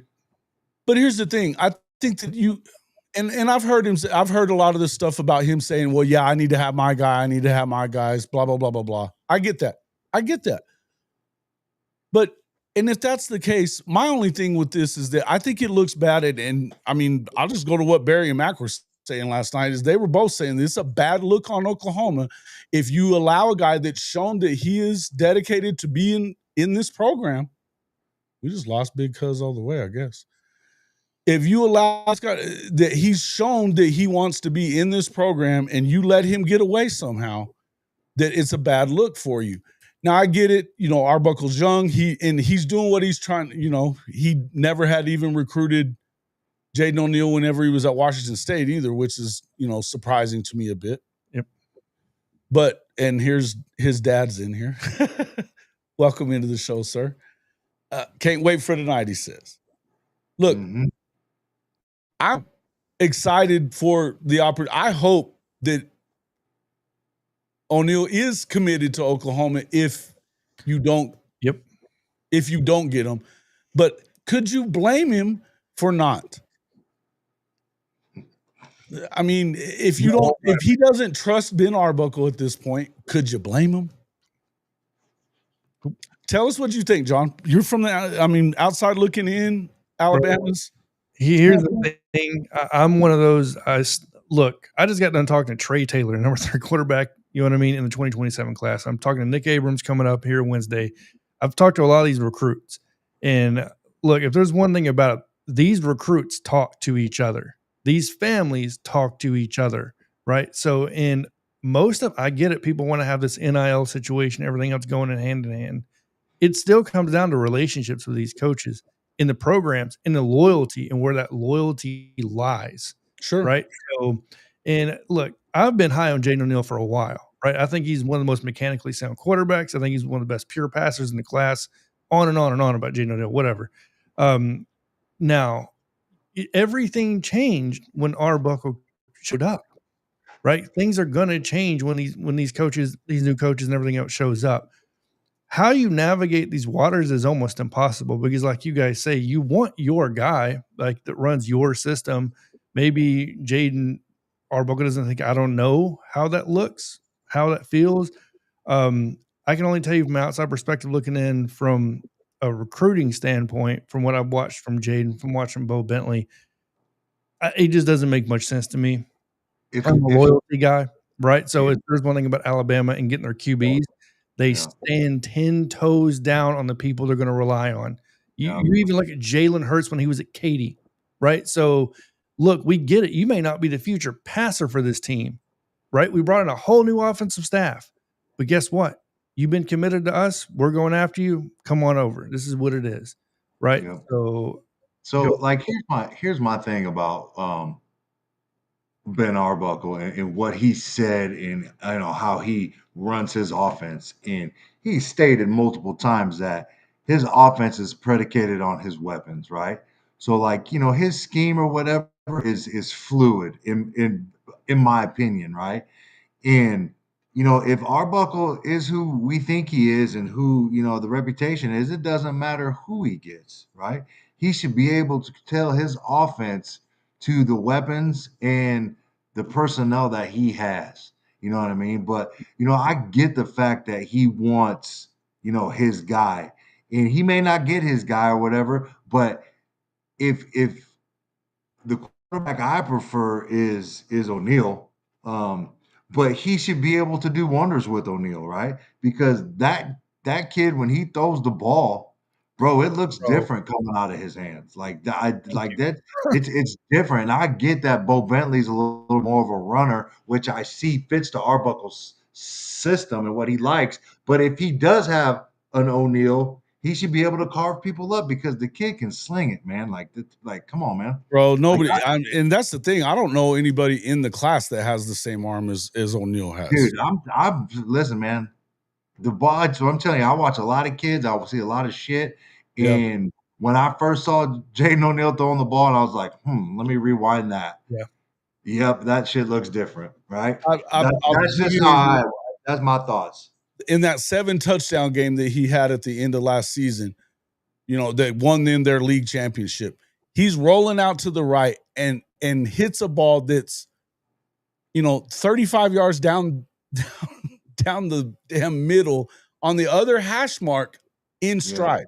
He didn't get his feet underneath him. He didn't none of that. He rips that. I mean, there's only certain guys that can make that fucking throw. Dude, like here's the deal too. Like, let's not sleep on, and act like he's a statue back there. The kid He's not. Like, he can run, bro. Like that's the he had a 40-yard touchdown running in that game as well. He had a 40-yard rushing touchdown. Dude, yeah, he's got wheels. But you say you've only seen a few people throw stuff like that. I watched Michael Penix in person at Washington, rolling out to his right, sling one back across the field, right in front of me too, man, right in front of me. And I'm pretty sure it was what's the receiver's name right now that went to Chicago? Huh? Odunze? Yeah, Dunze. It was wrong. I'm pretty sure it was Romo Dunze who caught it right in front of me and turned upfield. And I sat there and I looked at Courtney Morgan and I said, he's going to win the Heisman. Because I ain't never seen nobody throw a football like that across the field on the run, 40-something, 50 yards down the field, and just dropped it in the bucket. And I looked at Courtney. I was like, he's going to win the Heisman. Mm-hmm. Mm-hmm. But, like, you don't see too many throws like he could have. And he should have, in my opinion. But, I mean, I get it. But, my Heisman criteria is a little different, which is well documented. And I think people speak on too enough about, in my opinion, O'Neal. And I'm not saying Bentley doesn't have any of these guys, so don't take it that way either. His football IQ is acumen. Like, he reads defense, he makes checks. You know what I mean? Like, he does a lot of things that these guys don't do at his age. So, and has been doing for a long time. So you're saying there's more to quarterbacking than just throwing the ball? Believe it or not. Start that fucking conversation, dog. You want to start that conversation because there is, but there's not just that. Hey, you still got to be able to throw it to play quarterback at the next level. And we know that the guy you're talking about, he ain't got it. So I would watch that. You don't want to get in that conversation with me, dog. Yeah. You don't. He's like, what the hell did I just? What just happened right here? Yeah. He's gonna start up this Dylan Gabriel bullshit. Nope, I ain't starting up nothing. All I'm saying is there's more than one thing to court. Okay, well, if you're paying attention to what's coming out of Brown's camp, it's that Shedor's owning his ass. I didn't bring up nothing about Shedeur or Dylan Gabriel. That's Shedeur. That's it. You gonna do that one? The Shedeur thing. I got something that I want to show here real quick. Let me I'm gonna have to fix the video, but I want to show this video. Here's the thing. I would just tell you that you have to understand that this is I'd have a hard time if I'm Jaden O'Neal and he's in here watching this. So by the way, but if I'm him and I'm Jaden O'Neal, I don't know that I can trust Arbuckle unless that meeting. To me, the point that I was trying to make all along here, Oklahoma needs to go in there and patch up the problems. You know, they need to go in there and show him that, yes, we know we fucking screwed up here, that we want you here, and we know that, you know, we probably didn't do this the right way. That's what I feel like, because I don't know. I mean, now what we found out today, that he's changing the fact that he changed his visit days is a little wild, right? Wild. And then, so I'm not exactly sure what I think of that. What do you think of that, Bo? Did you think does that point more towards him going to Oklahoma, or does it point more, because his last visit was going to be to LSU? I don't know. I to be honest with you, man, I everybody always talks about they want the last visit. So, I mean, I don't necessarily know if that means anything. I mean, if it did, that's probably what it means. You know what I mean? But I mean, you've seen people take first visits and shut it down. Yep. You know what I mean? So that's true. Like, you can't really when they got Dominic Williams last year on the first, he was the first visit, was Oklahoma. Yeah, I want to show you something for the people that think that O'Neal can't run. For the people that think that he's a statue back there in the pocket, just kind of take a look at this, and this kind of shows what kind of athlete he is. Yeah. First off, look at this shit. Yeah. Oh yeah. Don't get me started on his arm talent. The arm talent's ridiculous. But then there you go. Ridiculous. Yeah, he's not an athlete though. Spider-Man. It's not athletic. My big body can't even bend down to put on my shoes. I'd end up in the emergency room if I even just I think about doing a backflip. I got a slip disc. You know, exactly. Those thoughts cross my mind. That ball right there, though, it hits it on the money, 60-yard throw, then turns around and does a backflip. I mean, come on, bro. Like, here's one thing. He can run whatever fucking offense you got, man. I want to elaborate on your point, Jason, right? Where you were talking about how Oklahoma has to patch up a relationship, right? Because, like, I've been learning this over the last year, and specifically, you know, the last 5 to 6 months about college football. It is, you have to separate the personal from business. You understand? Like, it is so much more of a business than it was this time last year. Sure. And you can't let personal feelings and stuff cloud your judgment, right? Because it is a business, man. And I know, man, and I get it. Like, trust me, like, I really did not look at college football as a business when my son was getting recruited and where we were going, right? It was about relationships. It was about, you know, development, growth, you know, what's the best fit, you know, and then we probably talk about some money here and there. But the shit has changed, man, and it's changed a lot. And just realizing and knowing that how much of a business this is, I mean, you can't get wound up in the fact that, you know, they're recruiting somebody else, because it's always going to happen, right? It may be they prefer somebody else. Because, like, not whenever you have a commitment from somebody, it doesn't happen. That's the whole point. Yeah, they're acting like the point. It is. It's a business. No, it's not happening anywhere else still, Bo. It's still not happening anywhere else where they're recruiting 2 blue chip guys. And and here's the thing. From what we know, they're talking about splitting the money that they would give one between the 2. Like, that's gonna fucking work. No, it's never gonna work. It's never, but that's not my point, though. My point is not splitting money, and my point is not taking 2 quarterbacks in the same class. My point is it is a business, bro. It's not personal. That's my point. And you can't take it personal. Okay, well, you can't take it personal. That's all I'm saying. But that's all I'm saying. You've been through this stuff, though. Did you not take some things personal that was going on with, say, K-State or whoever hell else was in the running there? But that's not the point. But my point is this, Jason. That's what I'm saying.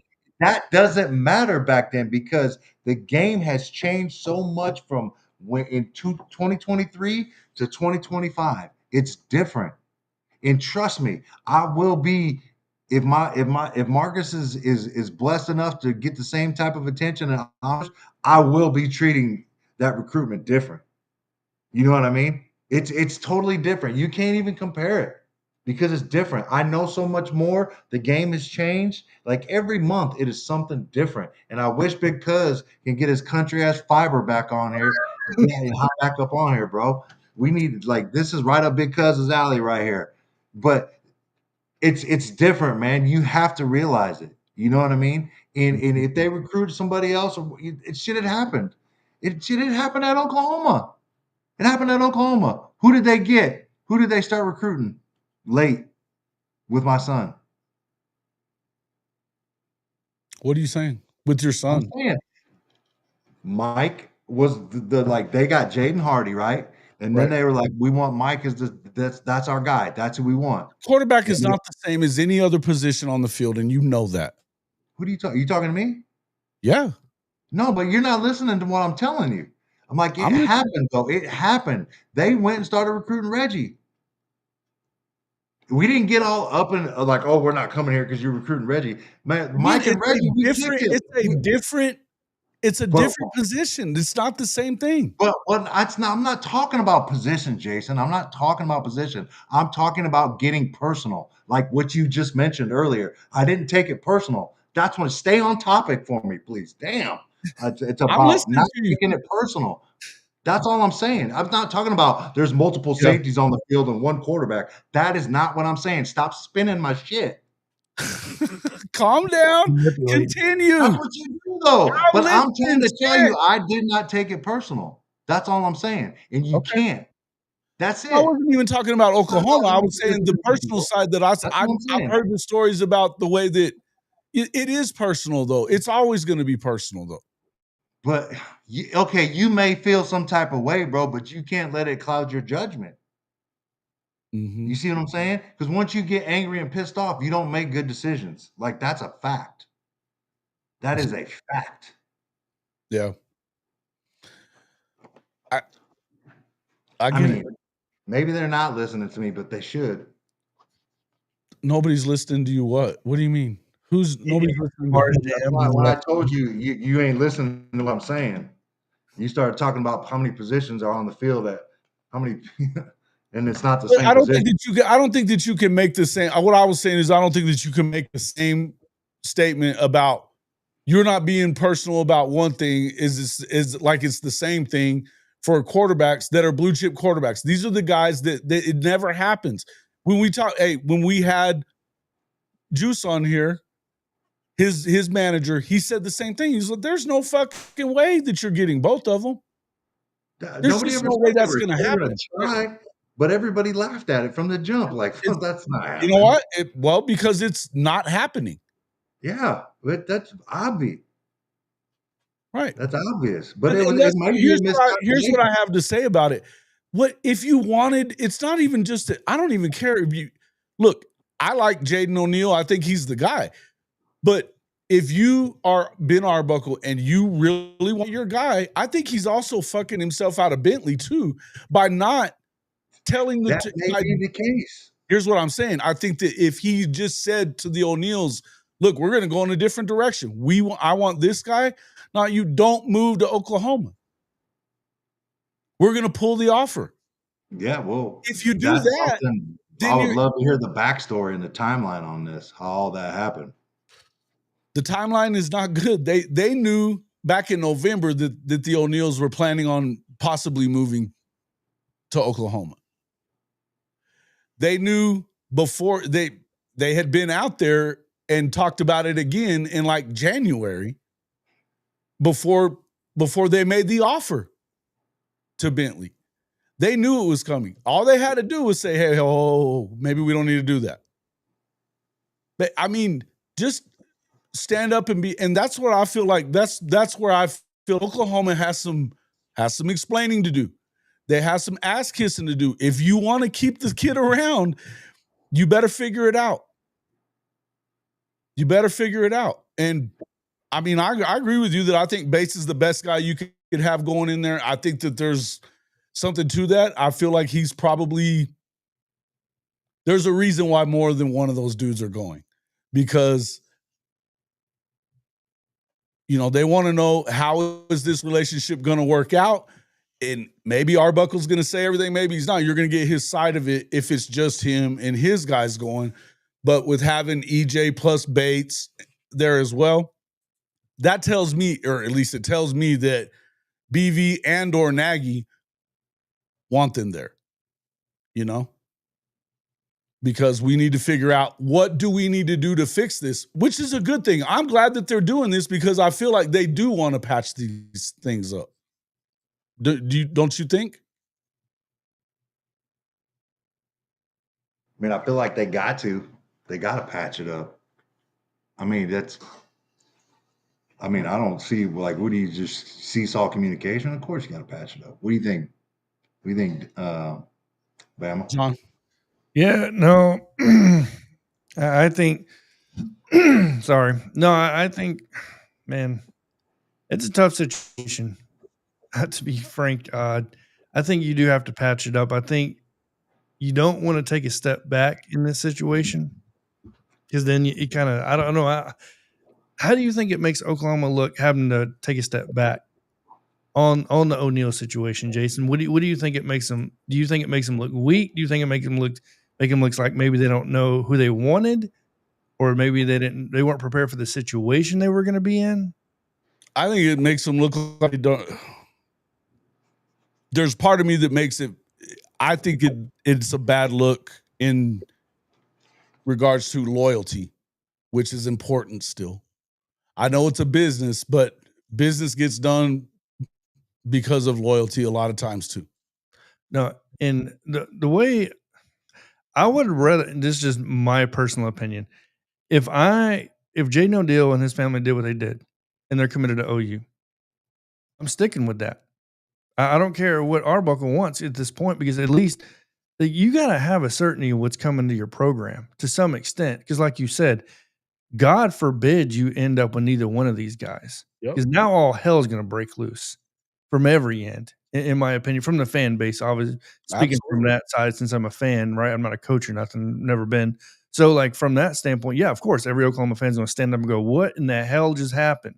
Like, what is this staff? Does BV know what he's doing? Does Arbuckle really know what he wants and what he's doing? Why was this not talked about beforehand?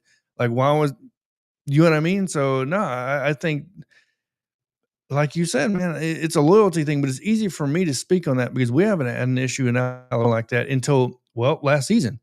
Jaden O'Neal immediately entered the transfer portal right after the playoffs and everything else. And Alabama had to scramble.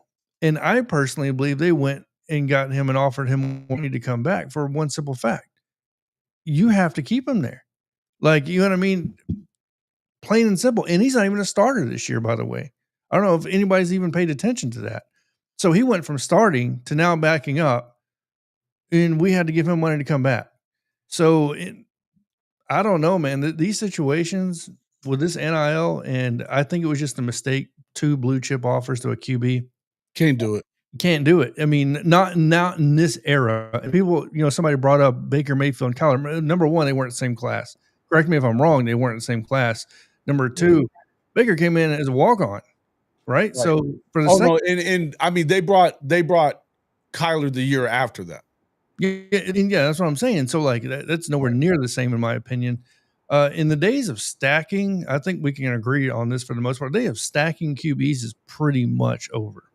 Right. So you're not going to have, like we had Mac Jones. Mac Jones wasn't even a stack. He was a 3-star, but him, Tua, and then Jalen Hurts. Right. So, and then the successor, Bryce Young, right after. Those days are over, in my opinion. Like that was just craziness. I mean, like, I guess I just look at it a little bit different, right? Because you can't, like, I don't want to worry about who everybody's recruiting and who they're trying to recruit over me, or if they got more people at the same position, right? If I'm a player, because I got to do what I got to do. I got to go ball, and I can't worry about who they're recruiting or who they're trying to bring in, in the same class or the next class or the class, they might get a 5-star 2 years later. Like, you can't worry about it. You know what I mean? It's whatever's going to happen. You got to control the controllables. You have to control what you can control. No, you're right. Know what I mean? But the money, I don't worry about who they're recruiting and who else they're trying to get. You can't do that part. Yeah, as far as like the next year and the stuff like that, you have to expect that they're going to continue recruiting quarterbacks because you never know. Quarterback a year is, I believe. Look at the kid that they're trying to get in 2027, that Peyton Houston kid. Yep. That kid looks amazing too. Oh, yeah, no doubt about it. You know what I mean? Like, here's the thing: you worry about it. It's a cycle of just worrying about shit. Well, you have to expect that you're gonna. They're trying to. I mean, look, it's like you talk about this all the time, and we've heard it from every good coach in America that we're trying to recruit over the top of you every fucking year. We're trying to get a guy that'll take your job every year. Yeah. And that breeds the competition part. I get that. But when you're bringing in, look, here's the deal. It doesn't even make sense financially. If we're trying to like get a budget down and all that kind of stuff, it doesn't even make sense financially to go get these two guys. First of all, again, you're not going to split the money for one quarterback, blue chip guy between two guys. They're not having it. The other thing is they're not going to pay. Let's say the number is $1 million for a blue chip guy. That at least it's $1 million. So do you think they're going to pay $2 for these two guys? Because first up, why would you do that when one of them is for sure gone in a year? I think I got a question since we have the play. Like, it's easy for me to sit here now and go, I'm not worried about the other player. I'm not worried about the other quarterback. But like I say, I never played like that. But at their age, and they see these guys at the Elite 11 camp with them, and they're, you know what I mean? They're seeing these guys. Would we not take that personal at their age to some extent? Yeah. You know what I mean? I think that's where I'm trying. Now, it's responsibility because the NIL is a factor now too with the parents to help alleviate some of that of, look, there's going to be competition. There's going to be hardship no matter where you go to some extent that you got to work through. Just keep your eyes focused on, you know what I mean, what you got to do to be successful, and you'll be fine. Yeah. But that's 39-year-old me speaking, not 17-year-old me. You know what I mean? Well, and on top of that, you don't have an agent that's telling you one thing and parents that are, you know what I'm saying? It's like, it's not just on the kid anyway. And Mars, you're telling me you're talking facts over my opinion? You're taking facts over my opinion? You think I'm just talking about this shit because I don't know what the fuck is going on? You think I'm clueless to what the hell's happening in this situation? Do you think it's do you think it's what's the word I'm looking for here? Oh, is it just you're surprised that Jaden O'Neal might be in the damn comment section right now? I was gonna say that, but I left that to you. Man, come on, dude. You're not taking facts. The fact is they are talking like that's what they're doing, but that's probably what's alienating both of these players. And why, if you really want Bo Bentley, then you should have told the O'Neals a while back, decommit and go somewhere else, because they have offers. And here's the thing, that's the whole thing. People are acting like that Oklahoma has all the leverage here. They don't. They don't have any leverage. The player, to be quite honest with you, because one has a really, I know that O'Neal, they want him bad at Florida State. LSU wants Bo Bentley. Absolutely. That is zero leverage right there. I'm not just talking shit here. When you look at who's behind Nussmeier, outside of Colton, his younger brother coming out in 2027, which I think is a surefire LSU guy. But I mean, to be fair, his dad is the offensive coordinator at the Saints. So maybe the first time in history we see a quarterback go, no, I want to go second versus first, depending on the mock draft and all that. But either way, yeah, I mean, there's a lot. To be honest with you, I probably would say Bo Bentley chooses LSU. Like, just based off look, because look, man, like, we ain't even talked about him yet, but shit, yeah, Mike Hawk just chilling right there, bro, getting ready. Well, here's the other thing. I don't think that anybody's Here, Hawkins, he's next in line. The hope is that he's still here because, I mean, what happens if Mateer stays the second season? Does Hawkins stay? I think a lot of people's opinion is hell no. Mateer's about to ball, I think, dude. So I don't even. I mean, that would if Mateer's here, it's worst case scenario. Right. You know what I mean? Maybe and they Lightning would strike twice. Playoff, whatever. He doesn't get a trip to New York and get a first round grade. I get it. Yeah, Lightning would strike twice, and that's not good. But hey, man, if y'all ain't looked at them Heisman odds out there, y'all better go check them out. I ain't promoting games or whatever. Shit, they're great odds for. Oh, dude, yeah. And you got a little extra money around. I'm not even saying that I don't. I like Arbuckle. I think his offense is fantastic. I think he's just what you need here. But I think you can run that offense with O'Neal too. I think that he got himself into this situation where he had to have his guy, quote unquote. He had to have his guy, and now he's seeing that. I'm not going to get my guy or the other guy that is damn sure a lot better. I mean, my opinion is he's better than the other one, but I would say if you don't even get him and you lose out on Bo Bentley, then what does it look like for you? You're going to have these fans on your ass because it doesn't take much to get these fans on your ass, which is why they're probably sending a contingent to the O'Neal home today to try to patch things up. Yeah, I mean, if you want a good example, really it would be LSU right now, right? So the LSU fan base this past year went crazy when they said, we still don't have a predecessor to Nussmeier because we keep missing on quarterbacks. And I think that's where Colt Bentley comes into play at LSU, is they went out and got Mississippi State's quarterback, Van Buren, and brought him over. Right. That's not going to work for an LSU fan base. If you don't think there's pressure on Brian Kelly and that staff to get the right guy in there after Nussmeier, you'd have to be crazy. Yeah. No doubt. I think Brian Kelly's a little on shaky ground if they don't make their playoff run this year, don't you? Oh yeah. Well, there's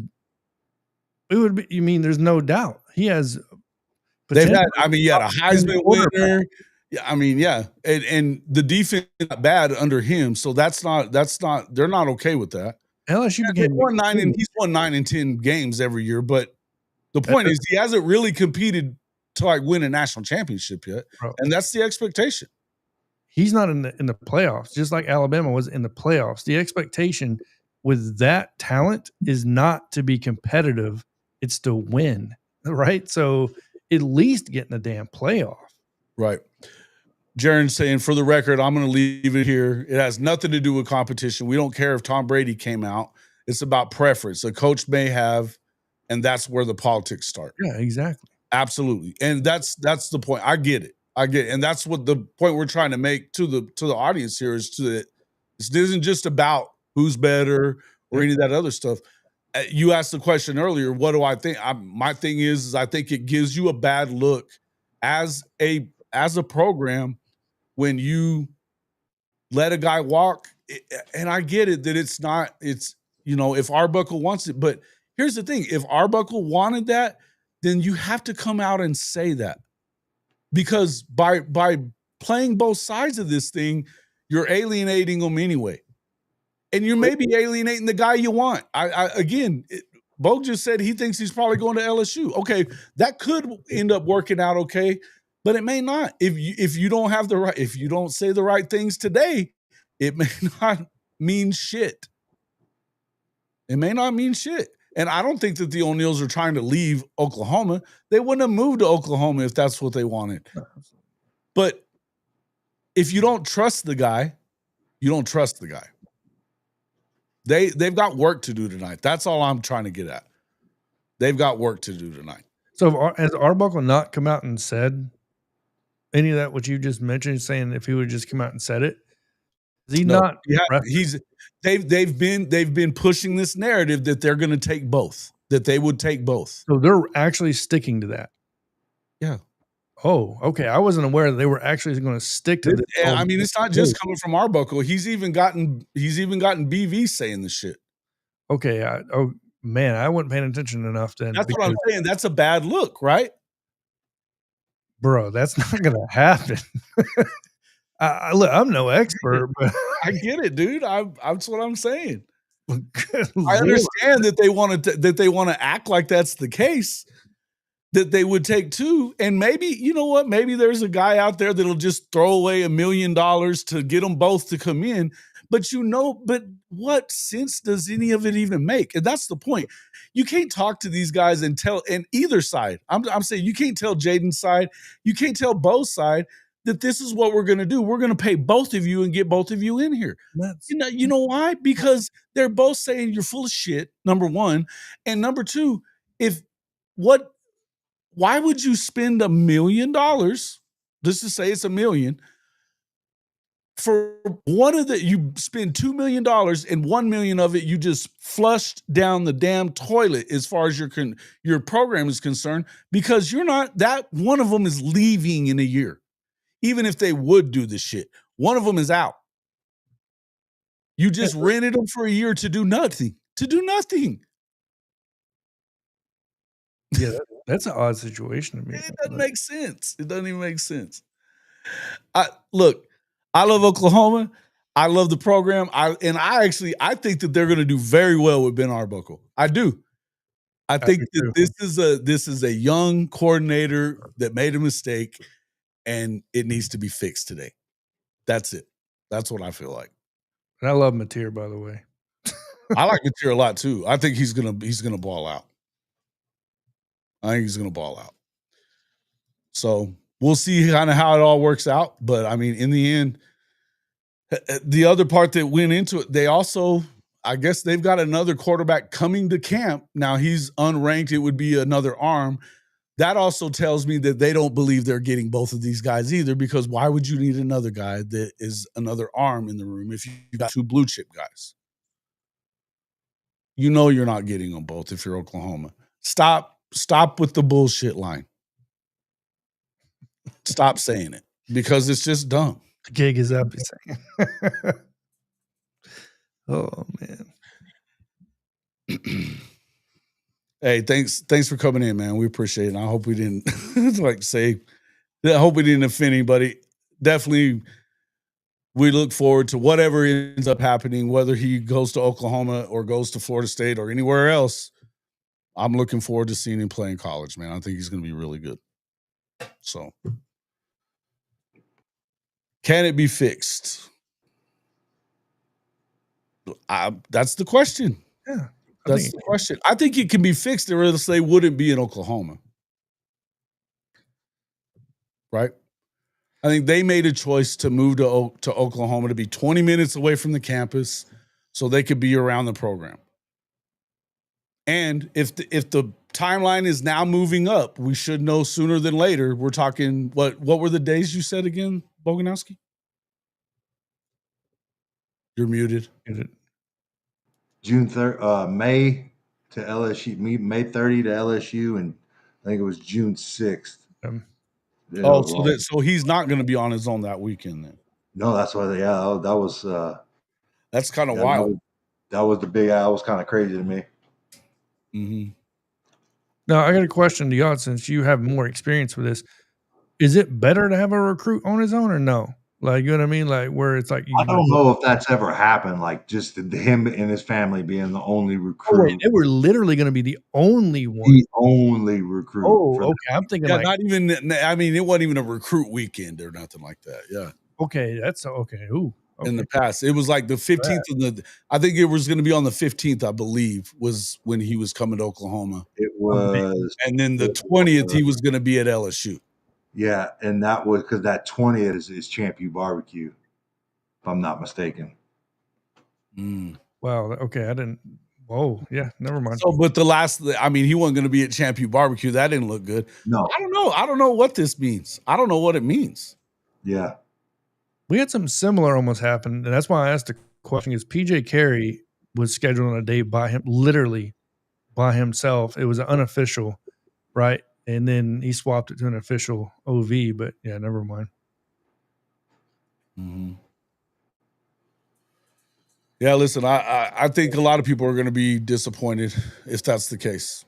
I do. And again, I'm not trying to sit here and say that Arbuckle shouldn't be able to pick who he wants. I think he should have picked who he wanted instead of playing this game.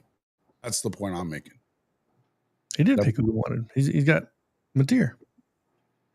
Well, okay, he did that part. he did that part. And I'm happy about that part too, by the way.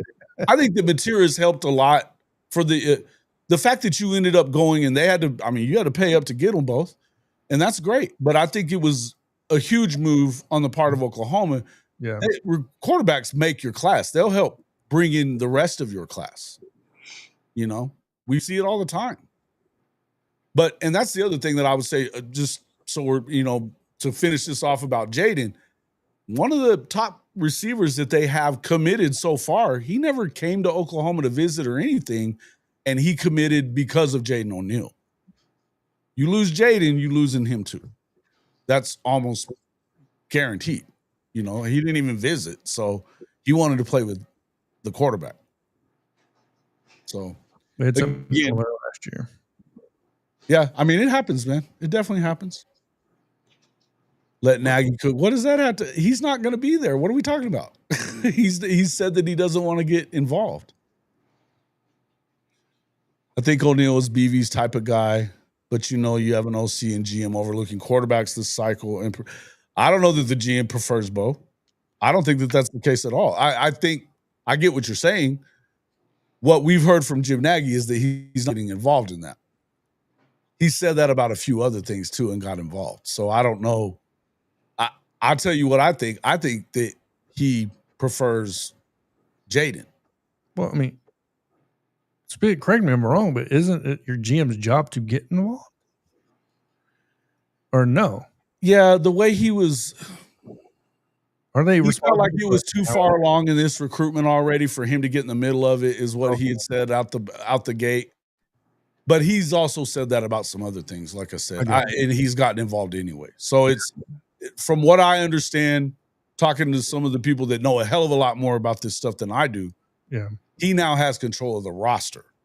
Okay, I got you. I'm legit asking because I don't know. No, it's a good question because I don't think that most people even, unless you've been watching some of these guys that are talking about it, I think, I don't know, have Teddy and Gabe been about that as far as Nagy's concerned, that he now has the roster?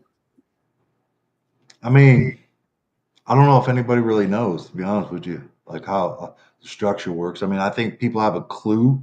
Right. You know what I mean? But like, is Jim Nagy the end all be all when it comes to player personnel and who plays and who starts and who gets recruited? I don't know about playing and starting, but I think that's what listen, man. I know what you're saying. I know what you're saying. I get what you're saying. I would tend to agree with that. If you're in charge of the roster, you're probably you probably have quite a bit of pull on the who's playing and who's not. Yeah. I get that. That's why I asked the questions, man. Well, he didn't go get Jaden Knott so that he can sit on the bench. I can tell you that. Huh? I've been asking this question for a minute, like the power structure and the chain of command type stuff. Like I've been wondering about this for a long, long time. I know what we're hearing from some of the, like I said, the people that know a hell of a lot more of it than I do, because they're much closer to the, you know, the inner workings of what's happening in the program. All signs point to it's his call on this roster. Period. Who's him? Nagy. Mm-hmm. And I think he's working with Brent Venables on it. I don't think it's just a one-man show that he's not hearing anybody or anything like that. I think that they've got a working relationship. But in the end, it comes down to what he wants to do. You know? Yeah. I feel like I mean, if you look at it like they're trying to be like, this is how I view it. Like they're trying to move to an NFL model, right? And you look at the general manager's role in the NFL, and there you go. You got your answers. Yeah. I know at Bama, I know Courtney's responsible for the big board and who's getting recruited in what order, which is very clear. It was made very clear this year, even when our running back situation came about with Crowell, and then obviously Cooper, who was supposed to come in, and then Courtney and them basically said, no, sorry, we're going after others. So it became very clear on that. But I don't know if it's a thing where it's consistent in every program or if it's different, or you know what I mean? That's and I can't imagine it's the same. I mean, I think it probably is pretty close, right? The AD's got to be able to like, hey, we're bringing you in. Here's your left and right limit. Here's your roles and responsibilities. This is what we want to hire for. It's your job if you want it. You know what I mean? And some people are like, well, if I ain't got total control, I'm not coming here. There's probably that out there too. Yeah, right? Sure. Well, it's just like you think about the NFL. I mean, a new GM comes in. What is the first thing he does? Fire the fucking coach that he didn't hire. Yep. You know what I mean? Or get rid of the quarterback, or maybe not the quarterback, but it just if he doesn't like the quarterback, though, he doesn't care about that fucking contract. I kind of look at that. I mean, you think about when the Browns got their new GM, Baker was no longer their guy. Yep. And listen, man, when I tell you people want their guy, like that's the truest shit in coaching and in sports. Like if people want their guy, coaches want their guys. And that's why you got to treat it as a business, man. Can't be personal. Like people want their guy. It's part of the business. Yeah. Well, and as I said, the only thing that I have to say to that is I don't have a problem with that. The problem that I have with this situation is that they haven't relayed that information to Jaden and his family. If that's what if you're going to do that, fine, do that. But don't bullshit about it and act like you're going to take them both when you know better. Yeah, it's not a good situation. Right. That's what I'm saying. I don't think it was a great way of going about it. If you wanted one, take the one. I get it. And you know what? I think that I've talked to Jaden O'Neal quite a bit, and I would say that he would probably not be overly happy about it, but I think he would have respected it more if they would have just been straight up. I think anybody would. I mean, I would. I'm just going by how I would feel about it. That's why I feel like that's where the personal part comes in, is that, like, yeah, if you're going to lie to me, that's kind of personal. Oh yeah, you lie to somebody. That's absolutely, no, of course, but fucking personal now. It's don't quit bullshitting me, acting like it's going to be like that. And I hope that they can work it all out tonight. I really do. Because it hopefully, I mean, at some point we're going to know. I mean, we're going to know who. I think it's a dangerous game that they're playing. I've been saying that all along. I think it's a dangerous game that they're playing, because you're risking not just alienated Jaden. If you're Bentley, how would you believe that they really, really want you, no matter what they're saying to you, when they haven't told Jaden to move on? Yeah. And like I said, these players are talking. It's not going to just affect one player.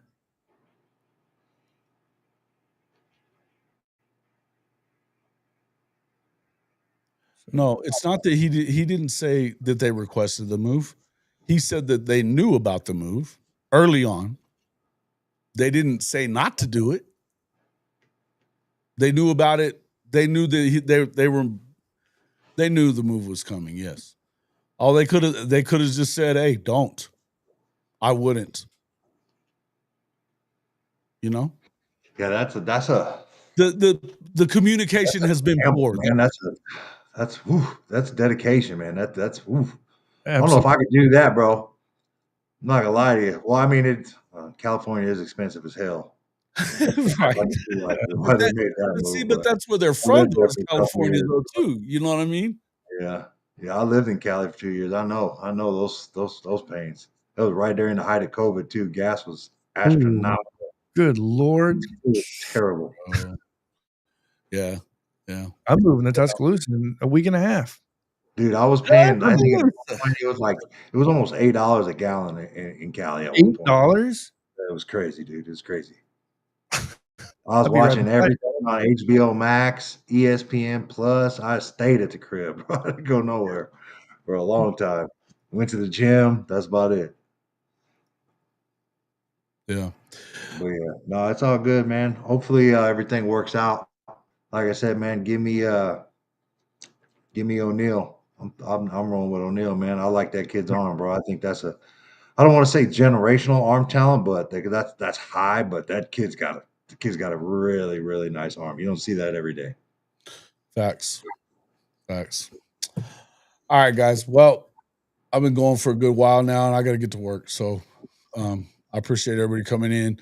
Hey, John, tell everybody about that. Hey, again, you had that interview with what was the quarterback again? Trey Taylor. I just did the interview with him. Yeah, I spoke to him and got it set up with Ty. I let Ty do the actual interview and all that stuff. So they were kind of getting excited about it. Now I got Nick Abrams. I'm interviewing him one-on-one on Wednesday, and I got a couple more, Seneca Driver, a couple other guys coming on. But yeah, make sure to check out the Bama Standard Network. Inside Bama Recruiting is the show I host with the recruiting side. I love everything recruiting. As much as people say it's dead, I don't care. Oh, no. What I stick to, and I love it, man. I'll let everybody else talk the low-hanging fruit. I'll take the dirty work if you want to call it that. Yeah. So. Hey, you know what, too? I mean, I think I enjoy the recruiting side of it. I just don't like to do only recruiting kind of stuff. You know what I mean? I like to talk about other stuff, too, and it feels like a lot of times with me, it's one of those you get kind of stuck in it, but I do like it. The closer you get to the situation, I think a lot of the times it gets more interesting for sure. And you definitely find out some information that is what it is. But a lot of fun, man. A lot of fun. All this stuff is fun, though, man. We're talking ball. We're talking about college football on these shows, about the teams we love, the teams we hate, everything in between. I love it, man. And I appreciate everybody for coming in and spending some time with us today. If you haven't hit that like button, I hadn't liked or anything like that, but we need to have some likes. Make sure you're running those likes up. We've got a total of... We got 9 right now, bro. What? You've got to be kidding me. No, we got 36 likes. We've had... I think we've had more. I feel like we've had more than this. Refresh my joint. Yeah, 36. My bad. Yeah, 36 likes, but we only have about it says 300 for this stream. We're getting quite a few, I guess, in Twitter as well. I just asked you, if you're on Twitter, jump over to the page, man, and hit the like button. Subscribe to it if you would. It helps us out a ton. We are really trying to get to 5,000 subs by the time the season starts. That would be freaking awesome. We're a little ways away from that. We're about 600 away. So we could get there. I mean, it's 3 months out. We should be able to do that. So, hey, Emilio, my hat's hard as woodpecker lips. Believe that. All right? Don't come in here with that bullshit. Just mad because Cardinals is too long. They can't even spell it. You know what I mean? So they had to put cards. My shit legit. Hey, before we get off here, shout out to the OU girls softball team, man. Keeping it rolling. Should have been the number 1 seed. Texas A&M gagged that shit off. Oh yeah. By the way, wow. Gagged it off. Shout out Conference USA, Liberty, the Flames. All that shit that A&M was talking about run ruling Oklahoma had they got to play them. Yep. That aged well, didn't it? Disrespect. Well. Like they talk about RPI and all this stuff. Yeah, whatever, man. Oklahoma had a better record. Oklahoma was like, get out of here, dude. Yeah, listen, I mean, OU won the regular season of the SEC and got to the championship game. Yeah. And they were acting like Patty's afraid is what they said. Patty's afraid. They gave it. We're going to be co-champs, and we're going to give them the number 1 seed. Like, fuck out of here, bro. Yeah. Y'all in Cancun right now fishing. Y'all in Galveston. Just like Chuck would say, y'all in Galveston with that dirty-ass water. Hell yeah. For real, though. Hey, no shade, John, but Bama, you're next. We owe you guys one. Oh, you're talking about softball this weekend. Yeah, see, super regional. Well, they won 2 or 3 against Oklahoma. This is a tough one. Took a series. Yeah, it's a tough one. Somebody else that gagged away the regionals was Okie Light. Yeah. Yeah. And SU, by the way, which that was fucking weird. They lost the first two in Q out, 2 in barbecue. Hey, Did y'all see Ella Parker in that home run she Bro. hit? Bro, that was a monster shot, dude. I love me some Ella Parker, bro. She's a baller, dude. I love me some Ella Parker. Her swing is it, dude. It's like and y'all gonna laugh at me, but I have affinity for her swing like I do King Griffey's swing, right? Yeah. Like Junior swing, that lefty swing, bro. Her uncle is the manager of the Dodgers. She came by it. She came by that shit naturally. Hey, dude, let me tell you something, man. Golly. Yeah, I love her swing, bro. Hey, shout out Gabby Garcia, that true freshman holding it down at shortstop. He's hitting bombs too. Come on, man. Hey, our two are up the middle with Garcia and Agbayani. Like, those two are the real deal, bro. And I think there's like 4 errors between them for the whole year. All I'm gonna say is this: as far as that softball program goes, this was everybody's chance to fucking get them. Was this year when they were super young? Yep. You better hope you do, because buddy. Yeah, LSU took an L too. LSU got knocked out. I forgot about that. LSU's out. Okie Light's out. A&M's out. Yeah. So they were all high ranked. We got a squad. They're young too. You should be worried. Y'all should be worried. They're young. They are young. That's what I said. If they were gonna get them, it should have been this year. So you better get them now if you can. But I don't know. Just imagine if shout out to the Thunder as well for winning Game 7. Just imagine if Jordy Ball didn't transfer and go back to Nebraska and she was still home. There's, by the way, I saw that there could be a chance that you could get them in the opening round of the College World Series if you make it possible. Yep. Mm-hmm. Good for Jordy, man. I'm excited for her too. She had a terrible injury last year. That sucked for her. So I'm excited for her. Hope that ball too now. It's 2-way. It's like she's like 20 wins. It almost scares you to see her. I don't want to know. You don't want to see her. You don't want to see her or Kennedy. Shout out to Topeka. Shout out to Topeka, Kansas. You don't want to see her or Najari Kennedy at all. Man. And hey, dude, if y'all ain't watching women's college softball, you guys are missing out, because that shit goes hard. Like, it is I'm mad that I haven't been watching this like the last 2 to 3 years. Like, I prefer the game over like, dude. When I started becoming a reporter, I would cover softball over baseball anytime, because they threw fucking strikes and the game didn't last forever. High school baseball, they're doing a double header. You're going to be there 6 hours. Dude, it's the real deal, bro. I love me some girls softball, bro. Me too. I wish I would have had knowing this now. I wish I'd have had a girl, man. And we try to. I've been that dad at the softball part. There's some ballers out there, man. I'm telling you. But it'd be the first ever. If they get this one, this is 5 in a row. That just never happened in women's college softball. That's wild. Yeah. All right, guys. Appreciate everybody coming in. Guys, I appreciate you guys coming in. I'm gonna go out to our new commercial for the Fanatics store, but we'll see you all on the next one. Right.